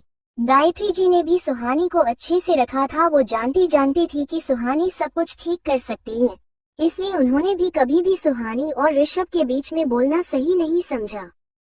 हाँ, लेकिन दादाजी जरूर ऋषभ को सुहानी के साथ बदतमीजी से पेश आने पर डांट लगा देते थे, लेकिन आज जो सिचुएशन उनके सामने आया था उसके बाद वो कभी चुप रह नहीं सकती थी। उन्हें अब समझ आ रहा था कि सुहानी क्यों इतनी रात को अचानक यहाँ से चली गई बिना किसी को कुछ कहे। सुहानी का इस तरह से जाने की वजह गायत्री जी को अब अच्छे से समझ आ रही थी। एक माँ सब कुछ बर्दाश्त कर सकती है, लेकिन अपनी बेटी के ऊपर लगे इल्जाम कभी भी नहीं बर्दाश्त करेगी। वो अपनी बेटी को नाजायज कहलवाना कभी भी पसंद नहीं करेगी। इसीलिए आज तक सुहानी ऋषभ की हर बदतमीजी को सहती आई थी, लेकिन शायद अब ऋषभ ने अपनी बदतमीजी के हद भी पार कर दी। उसने जरूर कियारा के बारे में वही सब कुछ कहा होगा जो आज उसने गायत्री जी को कहा है। ये सब सुनकर ही गायत्री जी को खुद पर बहुत ज्यादा गुस्सा आ रहा था। उन्हें समझ नहीं आ रहा था कि उन्होंने सुहानी की बात क्यों मानी, और क्यों उन्होंने ऋषभ और सुहानी के रिश्ते के बारे में पहले सब कुछ जान लिया होता तो आज कियारा को लेकिन सुहानी इस घर से चली नहीं जाती। पता नहीं सुहानी किस हाल में अपने बच्ची के साथ होगी और कहाँ होगी। जितना सुहानी को अभी तक गायत्री जी ने जाना था वह ये बात तो अच्छे से जान गई थी कि सुहानी अपने पापा के घर नहीं गई होगी, किसी ऐसी जगह गई होगी जहाँ उसे अब हम में से कोई भी ना ढूंढ पाए। और सुबह दादी से फोन पर उन्होंने सब सुन लिया था। उन्हें यकीन हो गया था कि सुहानी को ढूंढना अब उनके लिए काफी मुश्किल होगा। ये दिमाग में आते ही कि सुहानी कहीं और चली गई होगी, गायत्री जी ने एक बार फिर से किसी को कॉल किया और कहा, मेरी बहू सुहानी कल रात को इस घर से निकली थी, कहाँ गई है, कब गई और अब कहाँ है? मुझे उसके बारे में सारी इन्फॉर्मेशन चाहिए। जितना जल्दी हो सके मुझे अपनी बहू और पोती के बारे में सारी इन्फॉर्मेशन चाहिए। गायत्री जी ने जब किसी को कॉल किया तो वो इस वक्त सोनाक्षी के रूम के आगे से निकल रहे थे। सोनाक्षी ने जब सुना कि गायत्री जी सुहानी के बारे में पता करवाने की कोशिश कर रही है, उसके दिमाग में एक खुराफाती आइडिया आ गया। सोनाक्षी यह बात अच्छे से जानती थी कि जब तक गायत्री थी ऋषभ की जिंदगी में, वो कभी भी चाह कर भी सुहानी की जगह ऋषभ की जिंदगी में नहीं ले सकती। इसलिए अपने गंदे आइडिया को सक्सेस करने के लिए सोनाक्षी प्लानिंग करने लग गई। वो चाहती थी कि वो गायत्री जी और ऋषभ के बीच में भी वैसे ही डिफरेंस क्रिएट कर दे जिससे गायत्री जी कभी भी उसके रास्ते में ना आ पाए, उसके इरादों को कामयाब होने से ना रोक पाए और वो आसानी से ऋषभ से शादी करके इस घर पर राज कर सके। सोनाक्षी ने जब सुना कि गायत्री जी सुहानी के बारे में पता करवाने की कोशिश कर रही है, उसके दिमाग में एक खुराफाती आइडिया आ गया। सोनाक्षी यह बात अच्छे से जानती थी कि जब तक गायत्री थी ऋषभ की जिंदगी में, वो कभी भी चाह कर भी सुहानी की जगह ऋषभ की जिंदगी में नहीं ले सकती। इसलिए अपने गंदे आइडिया को सक्सेस करने के लिए सोनाक्षी प्लानिंग करने लग गई। वो चाहती थी कि वो गायत्री जी और ऋषभ के बीच में भी वैसे ही डिफरेंस क्रिएट कर दे जिससे गायत्री जी कभी भी उसके रास्ते में ना आ पाए, उसके इरादों को कामयाब होने से ना रोक पाए और वो आसानी से ऋषभ से शादी करके इस घर पर राज कर सके। गायत्री जी जब नीचे आए तो अभी भी ऋषभ के दादाजी और ऋषभ के पापा उनका इंतजार कर रहे थे। गायत्री जी को देखकर ऋषभ के दादाजी ने उनसे पूछा, क्या सच में सुहानी चली गई है? ऋषभ के दादाजी के बात सुनकर गायत्री जी को काफी बुरा लग रहा था। इस घर की सारी जिम्मेदारी दादाजी ने गायत्री जी को दी थी और आज वो अपनी जिम्मेदारी निभाने में नाकामयाब हुई थी, अपने बेटे की जिंदगी को सुधारने में नाकामयाब रही थी। गायत्री जी ऋषभ के दादाजी के पास गई और उनके पास बैठे हुए उन्होंने कहा, हाँ पापा, ये बात सच है कि सुहानी इस घर से चली गई है। कोई बहुत बड़ी गलतफहमी ने उन दोनों के बीच में जगह ले ली, लेकिन आप फिक्र मत कीजिए पापा, मैं बहुत जल्द आपकी पोता बहू और परपोती को इस घर में वापस ले आऊंगी, लेकिन उससे पहले हमें ऋषभ की गलतफहमी को दूर करना होगा। गायत्री जी की बात सुनने के बाद ऋषभ के दादाजी ने कहा, हम जानते हैं कि आप सब कुछ ठीक कर देंगे, लेकिन हम अपनी बुरी आंखों से वह भी देख पा रहे हैं जो शायद आप अपने बेटे के प्यार में नहीं देख पा रहे। सुहानी कभी भी इस घर से अपनी बेटी को लेकर नहीं गई थी। इससे पहले वो कभी भी घर छोड़ कर गई थी तो गुस्से में आकर कुछ वक्त के लिए जरूर जाती थी, लेकिन वह वापस लौट आई थी। लेकिन इस बार सुहानी अपने बेटी को यहाँ से लेकर गई है। हमें डर है कि कहीं सुहानी और ऋषभ के बीच में कुछ ऐसा ना हो जो उनके रिश्ते के बीच में एक गहरी खाई खोद दे। सुहानी का अतीत तो हम सभी जानते हैं, उसने अपनी जिंदगी में एक बार पहले भी रिश्तों में धोखा खाया था और अब हमें डर है कि अगर इस बार ऋषभ की वजह से उसका दिल टूटा तो उसे जोड़ना काफी मुश्किल होगा आपके लिए। वो बच्ची दिल की बुरी नहीं थी, उसका दिल शीशे की तरह साफ था। शीशे के गिलास को जब एक बार टूट जाए तो जोड़ा नहीं जा सकता, लेकिन उसने अपने दिल को एक बार फिर से जोड़कर इस घर को प्यार किया था, इस परिवार को अपनाया। ऋषभ की जिंदगी में नए रंग भरे थे, लेकिन अगर इस बार उसका दिल टूटा तो हमें डर है कि वो कभी चाह कर भी जोड़ ना पाए। इसलिए आप जो कुछ भी करें सावधानी से करें। हमें आप पर पूरा यकीन है, आप अपनी बेटे की जिंदगी को सही ट्रैक पर ले आएंगे। गायत्री जी से अपनी बात करने के बाद दादाजी अपने रूम में चले थे। दादाजी के जाने के बाद ऋषभ के पापा भी उनके कमरे की तरफ चले गए। ऋषभ के पापा जब दादाजी के कमरे में पहुंचे तो दादाजी ने उनसे कहा, हमें डर है कि कहीं आपके बेटे ने वही गलती ना दोहराई हो जो वर्षों पहले अपने की थी। आपके के घाव आज तक नहीं भरे हैं और अगर आपके बेटे ने फिर से वही गलती दोहराई है तो उसे भी अपनी पूरी जिंदगी शायद बिना प्यार के ही काटनी पड़े। ऋषभ के पापा ने अपने पिता की बात सुनकर उनसे कहा, फिक्र मत कीजिए पापा, गायत्री जी ने कहा है कि वो सब कुछ ठीक कर देंगी, तो हमें उन पर भरोसा रखना चाहिए कि वो सब कुछ ठीक कर ही देंगे। वो किसी और के लिए कुछ करे या ना करे, लेकिन ये बात हम सब जानते हैं कि ऋषभ के लिए वो अपने जान तक दे सकती है। उसकी जिंदगी में वो कभी भी कुछ भी गलत नहीं होने देगी। दादाजी ने एक बार फिर से कहा, एक माँ अपने बेटे के लिए जाए कुछ भी क्यों ना करे, लेकिन एक पत्नी दूसरी पत्नी का तो दर्द आराम से समझ सकती है और एक औरत होने के नाते उन्हें वह भी देखना पड़ता है जो हम माँ बाप की आंखें ना देख पाए। ऋषभ के दादाजी की यह बात तो ऋषभ के पापा को समझ नहीं आई, लेकिन उन्होंने अपने पापा से कहा, आप फिक्र मत कीजिए पापा, जो भी होगा ठीक ही होगा। आपकी बहू ने कहा है कि सब कुछ ठीक कर देंगे, तो मतलब वह कर देंगे, हमें उन पर पूरा यकीन है। आप भी उन पर यकीन बनाए रखिए, वह सही में सब ठीक कर देगी। अपनी बात कहने के बाद ऋषभ के पापा वहां से चले गए। ऋषभ जब तैयार होकर अपने कमरे से बाहर निकला तो उसके पीछे पीछे ही सोनाक्षी छुपकर ऋषभ के बाहर आने का इंतजार कर रही थी, वो भी चलने लगी। ऋषभ जानता था कि उसके पीछे सोनाक्षी भी आ रही है, लेकिन इस वक्त वो इस चीज को अवॉइड करना चाहता था, इसलिए उसने उसे वक्त कुछ भी नहीं कहा और सीधे डाइनिंग टेबल पर चला गया। गायत्री जी जो ऋषभ के आने का इंतजार कर रही थी, उन्होंने ऋषभ का नाश्ता लगाया और उन्हें खाने के लिए कहा। नाश्ता करने के बाद ऋषभ जब घर से निकलने लगा, तब गायत्री जी ने उन्हें रोकते हुए कहा, हमें तुमसे कुछ बात करनी है। ऋषभ, क्या तुम अपनी माँ के लिए कुछ वक्त निकाल सकते हो? अपनी माँ की बात सुनने के बाद ऋषभ ने कहा, हाँ माँ, कहिए क्या कहना चाहती है।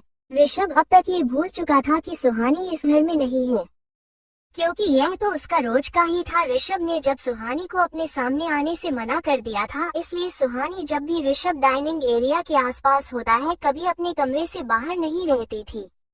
उसे लगता था कि उसके आसपास होने की वजह से ऋषभ खाना नहीं खाएगा और वह नहीं चाहती थी कि कभी भी ऋषभ भूखा रहना पड़े, इसलिए वह जब भी ऋषभ घर पर होता, वह बाहर होती है या फिर कियारा के रूम में होती है। इसलिए सुहानी से बिना मिले डाइनिंग टेबल से चले जाना ऋषभ की आदत बन चुकी थी और इस बात से उसे कोई खास फर्क भी नहीं पड़ता था।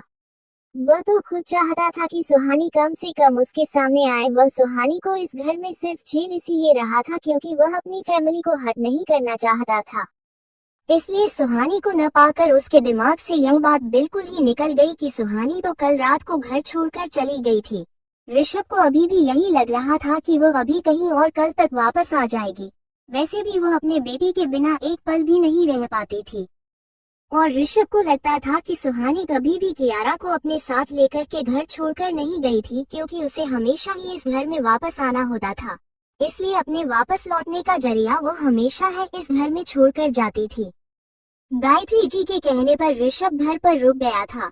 ऋषभ को रुका हुआ देखकर गायत्री जी ने आसपास देखा तो सोनाक्षी अभी भी डाइनिंग टेबल पर ही बैठे हुए थी। गायत्री जी ने ऋषभ से कहा कि वह उनके रूम में आए, उन्हें उनसे कुछ जरूरी बात करनी है। इतना कहकर वह अपने कमरे की तरफ चली गई। गायत्री जी के कहने के बाद ऋषभ भी उनके कमरे की तरफ जाने लगा तो सोनाक्षी उस वक्त उसके रास्ते के बीच में आकर खड़ी हो गई। सोनाक्षी ने ऋषभ की कॉलर ठीक करते हुए कहा, क्या तुम्हें नहीं लगता कि तुम्हारी माँ तुमसे ज्यादा उसे सुहानी की तरफदारी कर रही है? वो हमेशा ही इस घर का अटेंशन अपनी तरफ खींचने के लिए इस घर को छोड़कर जाती रहती है और तुम्हारे घर वाले हमेशा ही उसके यहाँ से चले जाने के लिए तुमने दोषी ठहराते हैं और उसके बाद तो तुम उसे मना कर वापस घर ले आते हो, जबकि इसमें तुम्हारी कोई गलती भी नहीं होती। कौन सी माँ अपने बेटे को छोड़कर अपनी बहू की तरफदारी करती है? तुम्हें शायद पता नहीं होगा, लेकिन मैं तुम्हें बता दूं कि तुम्हारी माँ ने सुहानी को खोजने के लिए अपने आदमी भेजे। ऋषभ जो जानता था कि सोनाक्षी की यह चाल थी, उसे उसकी माँ के खिलाफ भड़काने की कोशिश कर रही है। वो सोनाक्षी को अच्छा सा जवाब भी दे सकता था, लेकिन वह जानता था कि जब भी सोनाक्षी कोई बदतमीजी करती है तो उसके बाद वो एक तमाशा ही खड़ा करती है और सुहानी हमेशा ही अपनी बहन के बचाव में बीच में आकर खड़ी हो जाती है। इसलिए ऋषभ ने सोनाक्षी को हमेशा इग्नोर करना ही सही समझा, क्योंकि वह नहीं चाहता था कि इसकी वजह से घर में फिर से कोई तमाशा हो। इस बार भी ऋषभ सोनाक्षी को इग्नोर करके चले जाने वाला था कि तब जब उसने सोनाक्षी मुंह से यह सुना कि गायत्री जी ने सुहानी को खोजने के लिए अपने आदमी भेजे हैं, तो उसे थोड़ा अजीब लगा, क्योंकि वह अभी तक यही मानकर चल रहा था कि सुहानी घर छोड़कर गई है तो जरूर अपने पापा के घर गई होगी, और अगर वह अपने पापा के ही घर गई है तो फिर उसे ढूंढने के लिए आदमी बेचने की क्या जरूरत है। ऋषभ को ये बात जानकर थोड़ा अजीब जरूर लगा, लेकिन उसके बाद भी उसने सोनाक्षी के हाथ पकड़कर अपने कॉलर से दूर किया और उसे इग्नोर करके अपनी माँ के कमरे में चला गया। ऋषभ का इस तरह से सोनाक्षी को इग्नोर करना उसे बिल्कुल भी पसंद नहीं था, लेकिन वह इस आस में उसकी सारी इग्नोरेंस को बर्दाश्त कर लेती थी कि एक दिन वह इस घर की बहू जरूर बनकर रहेगी और इसके लिए वो थोड़ी बहुत बेइज्जती तो सहन कर ही सकती है, आखिर वो आर्यन परिवार की बहू जो बनने वाली थी। आर्यन परिवार की बहू बनने के बाद उसका जो रुतबा बाहर की दुनिया में होगा, उसके लिए वह भी छोटी मोटी बेइज्जती बर्दाश्त करने के लिए तैयार थी। सोनाक्षी को इग्नोर करने के बाद ऋषभ सीधे अपनी माँ की कंपनी में चला गया। गायत्री जी कब से ऋषभ के आने का इंतजार कर रही थी। ऋषभ जब गायत्री जी के कमरे में पहुंचा तो गायत्री जी ने उसे सोफे पर बैठने के इशारा किया और खुद जाकर पहले दरवाजा बंद किया और उसके बाद उसके सामने वाले सोफे पर बैठ गई।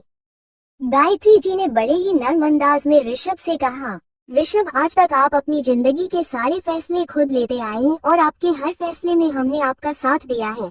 आज भी हम आपके फैसले के खिलाफ नहीं जाएंगे, लेकिन उससे पहले हमें आपसे कुछ जानना है।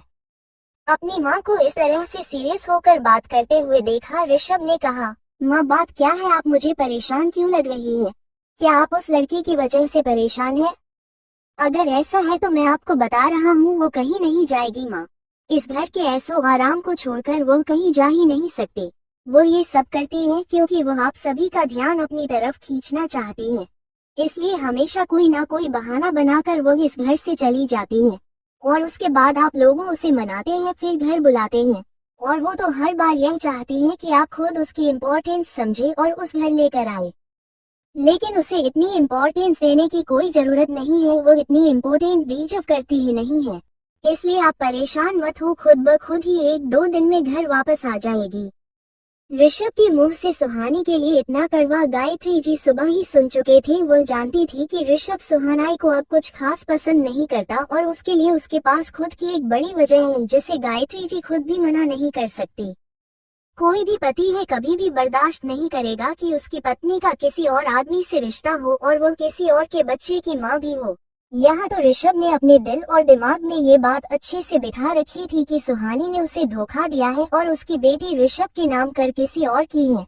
तो इस सिचुएशन में ऋषभ मुंह से सुहानी के लिए जहर निकलना जायज सी बात थी। इसलिए इस वक्त गायत्री जी ने भी सुहानी के पक्ष में ऋषभ से कुछ नहीं कहा। ऋषभ के मुंह से सुहानी के लिए इतना कड़वा गायत्री जी सुबह ही सुन चुके थे। वो जानती थी कि ऋषभ सुहानाई को अब कुछ खास पसंद नहीं करता और उसके लिए उसके पास खुद की एक बड़ी वजह है जिसे गायत्री जी खुद भी मना नहीं कर सकती। कोई भी पति है कभी भी बर्दाश्त नहीं करेगा कि उसकी पत्नी का किसी और आदमी से रिश्ता हो और वो किसी और के बच्चे की माँ भी हो। यहाँ तो ऋषभ ने अपने दिल और दिमाग में ये बात अच्छे से बिठा रखी थी कि सुहानी ने उसे धोखा दिया है और उसकी बेटी ऋषभ के नाम कर किसी और की है। तो इस सिचुएशन में ऋषभ मुंह से सुहानी के लिए जहर निकलना जायज सी बात थी। इसलिए इस वक्त गायत्री जी ने भी सुहानी के पक्ष में ऋषभ से कुछ नहीं कहा। ऋषभ की बात सुनने के बाद गायत्री जी समझ रही थी कि वो सुहानी के बारे में इतना कड़वा क्यों बोल रहा है। वो जानती थी कि एक बार सच सामने आने के बाद ऋषभ को खुद अंदाजा हो जाएगा कि वो कितना गलत है। इसलिए उन्होंने इस वक्त ऋषभ को कुछ भी बोलने से नहीं रोका। ऋषभ के बोल लेने के बाद गायत्री जी ने उससे कहा, ऋषभ, हम जानते हैं कि आप सुहानी से नफरत करते हैं और हम आपको ये भी नहीं कहेंगे कि आप अपने नफरत भुलाकर उसे एक बार फिर से घर में लेकर आए, लेकिन हम आपसे ये जानना जरूर चाहते हैं कि आपको ये बात किसने बताई कि सुहानी आपको धोखा दे रही है। गायत्री जी की बात सुनने के बाद ऋषभ ने कहा, माँ, मैं कोई दूध पीता बच्चा नहीं हूँ जो कोई भी आकर मुझे कुछ भी कहेगा और मैं मन कर बैठ जाऊंगा।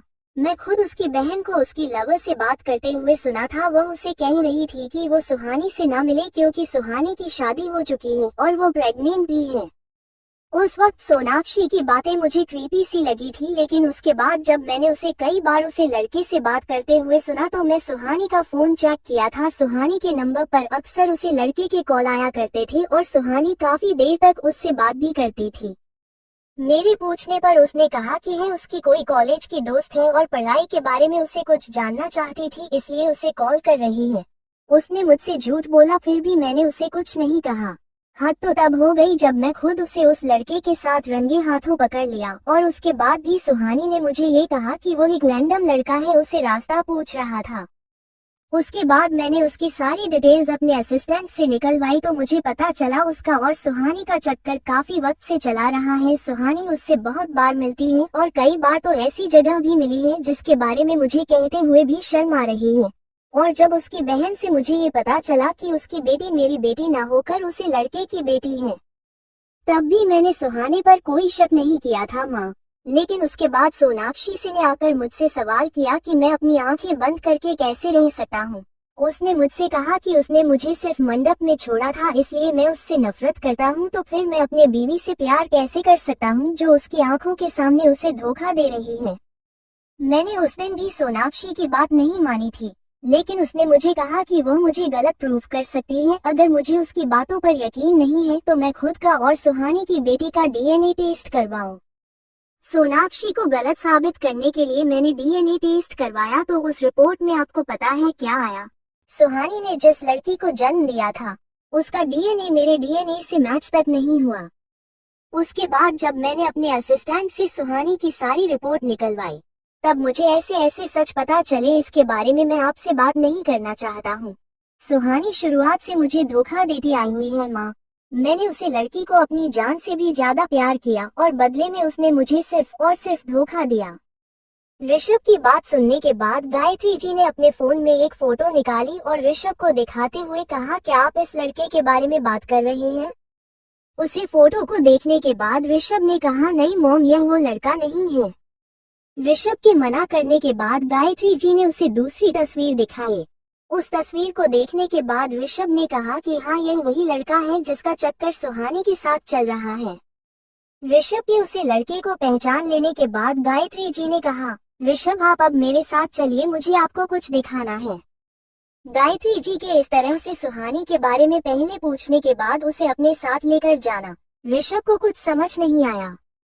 लेकिन ऋषभ कभी भी अपनी माँ की कही हुई कोई बात नहीं टालता था, इसलिए गायत्री जी के कहने पर वह उनके साथ चला गया। गायत्री जी ऋषभ को अपने फार्म हाउस पर लेकर गए थे। गायत्री जी के साथ जाकर जैसे ही फार्म हाउस पर रुके तो एक गार्ड ने आकर जल्दी से उनका दरवाजा खोलो और उसके बाद उन्हें अंदर लेकर चला गया। ऋषभ भी गायत्री जी के पीछे पीछे फार्म हाउस की तरफ चले जा रहा था। ऋषभ को समझ नहीं आ रहा था कि उसकी माँ उसे फार्म हाउस पर क्यों लेकर आई है। ये फार्म हाउस तो काफी सालों से बंद पड़ा हुआ था। इस फार्म हाउस का तो उसने भी कभी इस्तेमाल नहीं किया था। इस फार्म हाउस को गायत्री जी के करने पर ऋषभ के पापा ने बस खरीदा था, उसके बाद वो कभी भी यहाँ पर आए नहीं। लेकिन इसकी देखरेख के लिए गायत्री जी ने कुछ लोगों को यहाँ रखा हुआ था। ऋषभ को समझ नहीं आ रहा था कि इतनी छोटी जगह पर गायत्री जी उसे क्यों लेकर आई है। फार्म हाउस के अंदर जाने पर ऋषभ को किसी के चीखने की आवाज सुनाई देने लगी। आवाजों को सुनकर ऋषभ समझ गया था इस बार जरूर फिर से किसी से कोई बहुत बड़ी गलती हुई होगी और उसी से सच उगलवाने के लिए उसकी मां ने उन्हें टॉर्चर करने का आदेश दिया होगा। ऋषभ ये बात अच्छे से जानता था कि उसकी मां जितनी स्वीट है उससे ज्यादा खतरनाक वो एक वक्त में रह चुकी है। एक वक्त था जब लोग उन्हें लेडी बॉस के नाम से जानते थे। आर्यन परिवार का बिजनेस जरूर ऋषभ के पापा संभालते थे, लेकिन आर्यन परिवार की बाकी के उनके दुश्मनों को हैंडल करना ये सब गायत्री जी ही किया करती थी। ऋषभ के पापा इस मामले में बहुत ही सीधे थे, उन्हें अपने दुश्मनों को हैंडल करने के बारे में नहीं पता था। वो अपने सामने से अटैक करने वाले दुश्मनों से तो अच्छे से निपट सकते थे, लेकिन अपने बगल में बैठकर उनके साथ धोखा करने वाले लोगों का उनको पता नहीं चलता था, या ये कहे कि उन्हें पता होता था लेकिन उसके बाद भी वो उन्हें जवाब नहीं देना चाहते थे। तब आर्यन परिवार के एक्स्ट्रा बिजनेस अफेयर्स को गायत्री जी ने संभाला था। गायत्री जी की वजह से आर्यन परिवार का खौफ इस कदर फैल गया था कि कोई भी उनके साथ धोखा करने के बारे में सोच भी नहीं सकता था। आनंद जी सुहानी के पापा कहने के लिए ऋषभ के पापा के मैनेजर थे, लेकिन बाहर के मामलों को सुलझाने के लिए वही गायत्री जी को गाइड किया करते थे। आनंद जी ऋषभ के दादाजी की खास आदमी थे और ऐसे बहुत से मामलों को उन्होंने खुद ही खत्म किया था जो आर्यन परिवार के खिलाफ उठ रहे थे। अपनी मां को फिर से पहले वाले अंदाज में आया हुआ देखकर ऋषभ ये तो अंदाजा लगा सकता था कि कुछ तो बहुत बड़ा हुआ है, वरना उसकी मां ने ये सारा काम भी ऋषभ को बहुत पहले ही सौंप दिया था और वो अपने घर संभालने में बिजी हो गई थी। लेकिन एक बार फिर से इस काम में उतरने का साफ साफ मतलब था कि कोई ऐसी बात है जो ऋषभ नहीं संभाल पाया और उसे हैंडल करने के लिए गायत्री जी को मैदान में आना ही पड़ा। ऋषभ जैसे जैसे गायत्री जी के साथ फार्म हाउस की तरफ बढ़ रहा था, वैसे ही कुछ लोगों के चीखने की आवाज बढ़ती जा रही थी। ऋषभ गायत्री जी के साथ जाकर जब अंदर की तरफ देखा तो उसका असिस्टेंट रस्सी की वजह से उल्टा लटका हुआ था और उसके नीचे मिर्ची का धुआं किया हुआ था। उसकी हालत देखकर ऐसा लग रहा था कि उसे काफी पीटा गया है। लेकिन ऋषभ को समझ नहीं आ रहा था कि गायत्री जी ने उसके असिस्टेंट को क्यों उठाया और उसकी यह हालत क्यों कर रखी है। ऋषभ को अपना असिस्टेंट काफी भरोसेमंद लगता था, फिर गायत्री जी ने उसकी यह हालत क्यों की थी यह ऋषभ को समझ नहीं आ रहा था। ऋषभ ने सोच लिया था कि अगर उसके असिस्टेंट की यह हालत सुहानी की वजह से हुई है तो वो सुहानी को किसी हाल में नहीं छोड़ेगा। ऋषभ अपने लोगों को लेकर काफी ज्यादा प्रोटेक्टिव था।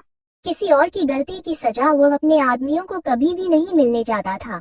लेकिन इस वक्त वह गायत्री जी के सामने इस बारे में कुछ भी नहीं बोल सकता था।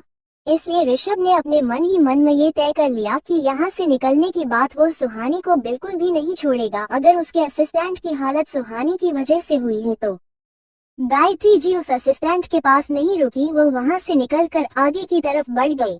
आगे जाकर देखा तो वहाँ पर गायत्री जी के लोगों ने 2 और लड़कों को बांध रखा था। उनमें से एक लड़का तो वही था जो सुहानी से अक्सर मिला करता था, जिसे इस सुहानी के साथ पकड़ने पर सुहानी ने ऋषभ को एक रैंडम लड़का बताया था।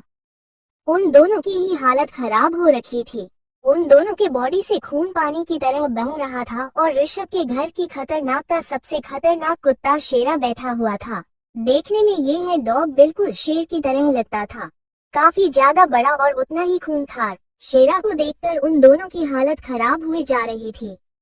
गायत्री जी ने वहां पहुंचकर अपने आदमी से कहा, शेरा ने इन दोनों की अच्छे से खातिरदारी की है ना। शेरा ने जब गायत्री जी के मुंह से अपना नाम सुना तो वो उठकर गायत्री जी के पास चला गया। शेरा के अपने पास आने पर गायत्री जी ने उसके सर पर हाथ फिराया और उसके बाद उन्होंने उसे वापस उन दोनों लड़कों की खबर लेने के लिए भेज दिया। शेरा को एक बार खुद से अपने ऊपर आता हुआ देखकर वह दोनों लड़कों ने गायत्री जी के सामने हाथ जोड़ दिया। वो दोनों गायत्री जी से खुद को बचाने की भीख मांग रहे थे। उन दोनों को इस कदर तड़पता हुआ देखकर गायत्री जी ने शेरा को रुक जाने का इशारा। गायत्री जी के हाथ के एक इशारे से शेरा वहीं रुक गया जहां वो इस वक्त खड़ा हुआ था। गायत्री जी ने कहा, मेरे कहने पर यह रुक जरूर गया है, लेकिन मेरे कहने पर ही है, ये तुम दोनों को अपना खाना भी बना लेगा। और यकीन मानो जो जहर तुमने मेरे बेटे की जिंदगी में घोला है उसके बाद मुझे तुम दोनों पर बिल्कुल भी रहम नहीं आएगा। गायत्री जी की बात सुनकर वो दोनों लड़के डर से कांप उठे। उनमें से वो लड़का जो अक्सर सुहानी से मिला करता था, उसने अपनी जान की भीख मांगते हुए गायत्री जी से कहा, मैं आपको सब कुछ सच बता दूंगा, प्लीज इसे रोक दीजिए। उसे लड़के का कन्फेशन सुनकर गायत्री जी ने शेरा को पीछे हटने के लिए कहा और शेरा ने भी उनका आदेश मानते हुए पीछे हट गया। शेरा के पीछे हटने पर गायत्री जी ने ऋषभ को आगे बुलाया। ऋषभ, सुन लीजिए अपनी बीवी का वो सच जो आप जानना चाहते हैं। अपनी माँ के कहने पर ऋषभ भी आगे चलकर उस लड़के के सामने खड़ा हो गया। उस लड़के ने डर के मारे हाथ जोड़कर ऋषभ के सामने का, मुझे माफ कर दीजिए सर, मैं और सुहानी एक दूसरे को पहले से नहीं जानते थे। मैं तो सोनाक्षी का क्लासमेट था। सुहानी सोनाक्षी के बारे में जानने के लिए अक्सर मुझसे मिला करती थी। वो तो मुझे सोनाक्षी के बारे में पूछने के लिए ही मिलती थी, लेकिन जब सोनाक्षी को ये बात पता चली कि सुहानी मुझसे मिलती है उसकी खैर खबर लेने के लिए, तब सुहानी ने मुझसे कहा था कि वह मुझे इसके लिए पैसे देगी अगर मैंने उसे उसकी बहन के बारे में सारी अपडेट दी तो। सोनाक्षी की अपनी शादी से भाग जाने की वजह से उसके सारे घर वाले उसे बहुत ज्यादा नाराज थे और सोनाक्षी ने जिस इंडस्ट्री में पर रखा था वह भूखे भेड़ियों से भरी पड़ी थी।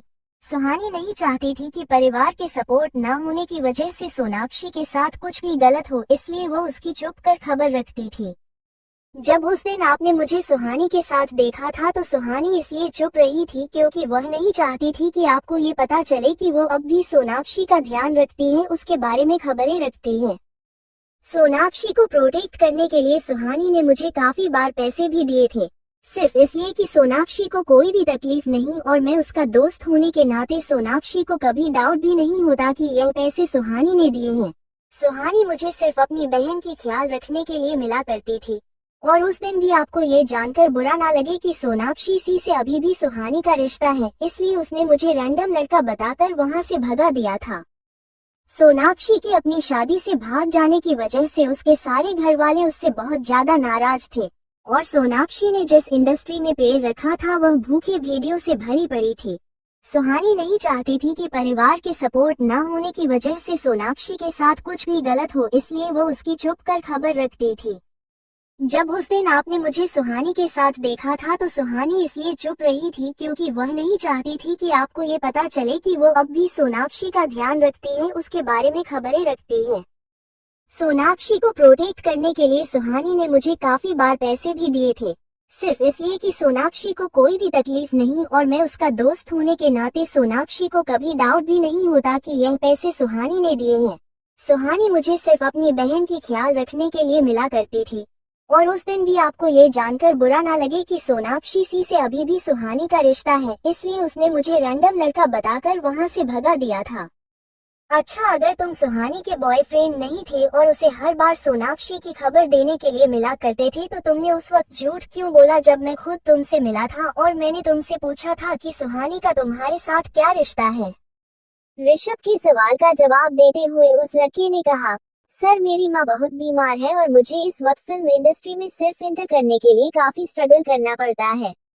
मेरे परिवार की कंडीशन कुछ ठीक नहीं है, इसलिए मुझे पैसों की जरूरत थी। सोनाक्षी के आपके घर लौट जाने के बाद सुहानी ने भी मुझे पैसे देने बंद कर दिए थे, और वह मुझे पैसे देती तो भी किस हक से देती हो? मुझे सिर्फ सोनाक्षी का ख्याल रखने के लिए पैसे देती थी। जब सोनाक्षी ही उसके घर चली गई थी तो फिर उसके बाद मेरा उससे मिलना भी कम हो गया। पहले सुहानी जो पैसे मुझे दिया करती थी उससे मेरा काम चल रहा था, लेकिन जब सुहानी ने ही मुझे पेमेंट करना बंद कर दिया तो उसके बाद मुझ पर मेरे और मेरे परिवार की काफी सारी जिम्मेदारी आ गई, और उन्हें पूरा करने के लिए मुझे पैसों की सख्त जरूरत थी। सोनाक्षी यह बात जानती थी कि मेरे पैसों की कितनी तंगी है। उसने मुझे कहा कि सुहानी आपके साथ शादी में खुश नहीं है, इसलिए वो आपको छोड़कर जाना चाहती है, लेकिन आपने उसे घर में कैद कर रखा है, इसीलिए उसे छुप छुप कर अपनी बहन की मदद करनी पड़ रही थी। इसलिए अगर मैं आपको ये कह दूं कि सुहानी मेरी गर्लफ्रेंड है और वह मुझसे बहुत प्यार करती है तो आप उसे अपने घर से जाने देंगे और वो अपनी जिंदगी आराम से जी पाएगी।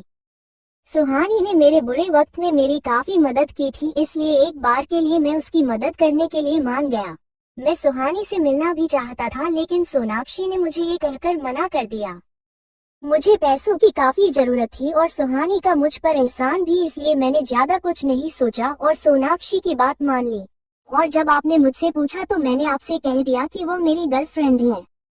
उसने मुझे इस चीज के लिए काफी सारे पैसे भी दिए थे कि मैं पर आपको ये कह दूं कि मैं उसका बॉयफ्रेंड और वह मुझसे प्यार करती है। मेरे एक बार यह कह देने की बात सबकी जिंदगी सही हो जाएगी। सुहानी को अपनी जबरदस्ती की शादी से छुटकारा मिल जाएगा, मुझे मेरे पैसों की प्रॉब्लम से, और सोनाक्षी को भी आपके घर में फिर से बहू की जगह तो मिल जाएगी क्योंकि आप भी सोनाक्षी से ही प्यार करते हैं। आपने भी फैमिली प्रेशर में सुहानी से शादी कर रखी थी, इसलिए जब आपने मुझसे पूछा कि सुहानी तो मेरे साथ क्या रिश्ता, तो मैं आपसे कह दिया कि मैं उसका बॉयफ्रेंड। इसके अलावा मैंने कुछ भी नहीं किया। सर प्लीज मुझे छोड़ दीजिए। उस लड़की की बात सुनकर ऋषभ को खुद पर बहुत ज्यादा गुस्सा आ रहा था। ऋषभ जब उस मारने के लिए आगे बढ़ा तो गायत्री जी ने बीच में आकर ऋषभ का हाथ रोक दिया। गायत्री जी ने ऋषभ से कहा, इस पर गुस्सा करने से क्या होगा? ऋषभ अनजाने में सही, लेकिन लोगों की बातों में आकर आपने बहुत कुछ गलत कर दिया है। अभी तो आपको बहुत कुछ जानना बाकी है। इस लड़के की सिर्फ इतनी ही गलती है कि इसने आपसे एक छोटा सा झूठ बोला, और वह भी मजबूरी में आकर, इसलिए आप इसे जान से नहीं मार सकते। अगर मारना ही है तो उसे मारिए जो इन सब के पीछे मास्टरमाइंड था। उसके बाद गायत्री जी ने अपने आदमियों से कहा कि वो उसे लड़के को अस्पताल पहुंचा दे। उस लड़के को छोड़ देने के बाद गायत्री जी ने उस दूसरे लड़के की तरह जो अभी भी शेरा की निगरानी में बैठा हुआ था, गायत्री जी ने उस लड़के की तरह इशारा करते हुए कहा, इससे मिलिए, यह है आपका असली मुजरिम। गायत्री जी ने उस लड़के के सामने जाकर कहा, अब तुम खुद अपना सच अपने मुंह से कबूल करोगी या फिर हम? गायत्री जी ने इतना ही कहा था कि उस लड़के ने रोते हुए गायत्री जी के पैरों में पटकर के सब सच बताने को तैयार हो गया। उस लड़के के सच बोलने पर तैयार होने के लिए गायत्री जी पीछे हट गई और उन्होंने ऋषभ को सारा सच जानने के लिए आगे कर दिया। वो लड़का कोई और नहीं विक्रम था। विक्रम ने ऋषभ को बताना शुरू किया कि कैसे वो सुहानी से मिला था और कैसे उसने उसे अपने प्यार के जाल में फंसाया था। उसके बाद विक्रम ने ऋषभ ये भी बताया कि उसने ही सोनाक्षी के साथ मिलकर सुहानी को आर्यन परिवार से निकलवाने के लिए चाल चली थी। सोनाक्षी फिल्म इंडस्ट्री में अपनी पहचान बनाना चाहती थी, इसलिए वो शादी छोड़कर भाग गई थी। लेकिन काफी वक्त तक इस इंडस्ट्री में धक्के खाने के बाद सोनाक्षी को एहसास हो गया था कि इस इंडस्ट्री में बिना पावर के और बिना टैलेंट के कोई भी करियर नहीं है। सोनाक्षी खूबसूरत और टैलेंटेड भी थी, लेकिन सोनाक्षी की खूबसूरती के बदले लोगों ने उसे अपने जाल में फंसना शुरू कर दिया था। शुरू में सोनाक्षी ने काफी स्ट्रगल किया, लेकिन बाद में जब उसे इस बात का एहसास हो गया कि वह बिना पावर के इस इंडस्ट्री में सिर्फ एक स्ट्रगलर बनकर रह जाएगी, तब उसने आर्यन परिवार का सहारा लेने की सोची। लेकिन आर्यन परिवार तो उससे पहले से ही बहुत ज्यादा नफरत करता था, इसलिए उसने सुहानी को अपने जाल में फंसाया। सोनाक्षी ने सुहानी को फंसाकर जब आपके घर गई, तब उसे यह एहसास हुआ कि वो कितना कुछ छोड़कर गई है। अगर वो ये सब कुछ छोड़कर नहीं जाती तो जो पहचान बनाने के लिए इतने टाइम से स्ट्रगल किया था, वो पहचान तो उसे घर बैठे मिल जाती। अपनी किस्मत को अपनी बहन के नसीब में जाते हुए देखकर सोनाक्षी को सुहानी से नफरत हो गई थी। वो चाहती थी कि सुहानी तुम्हें डिवोर्स दे और उसके बाद तुम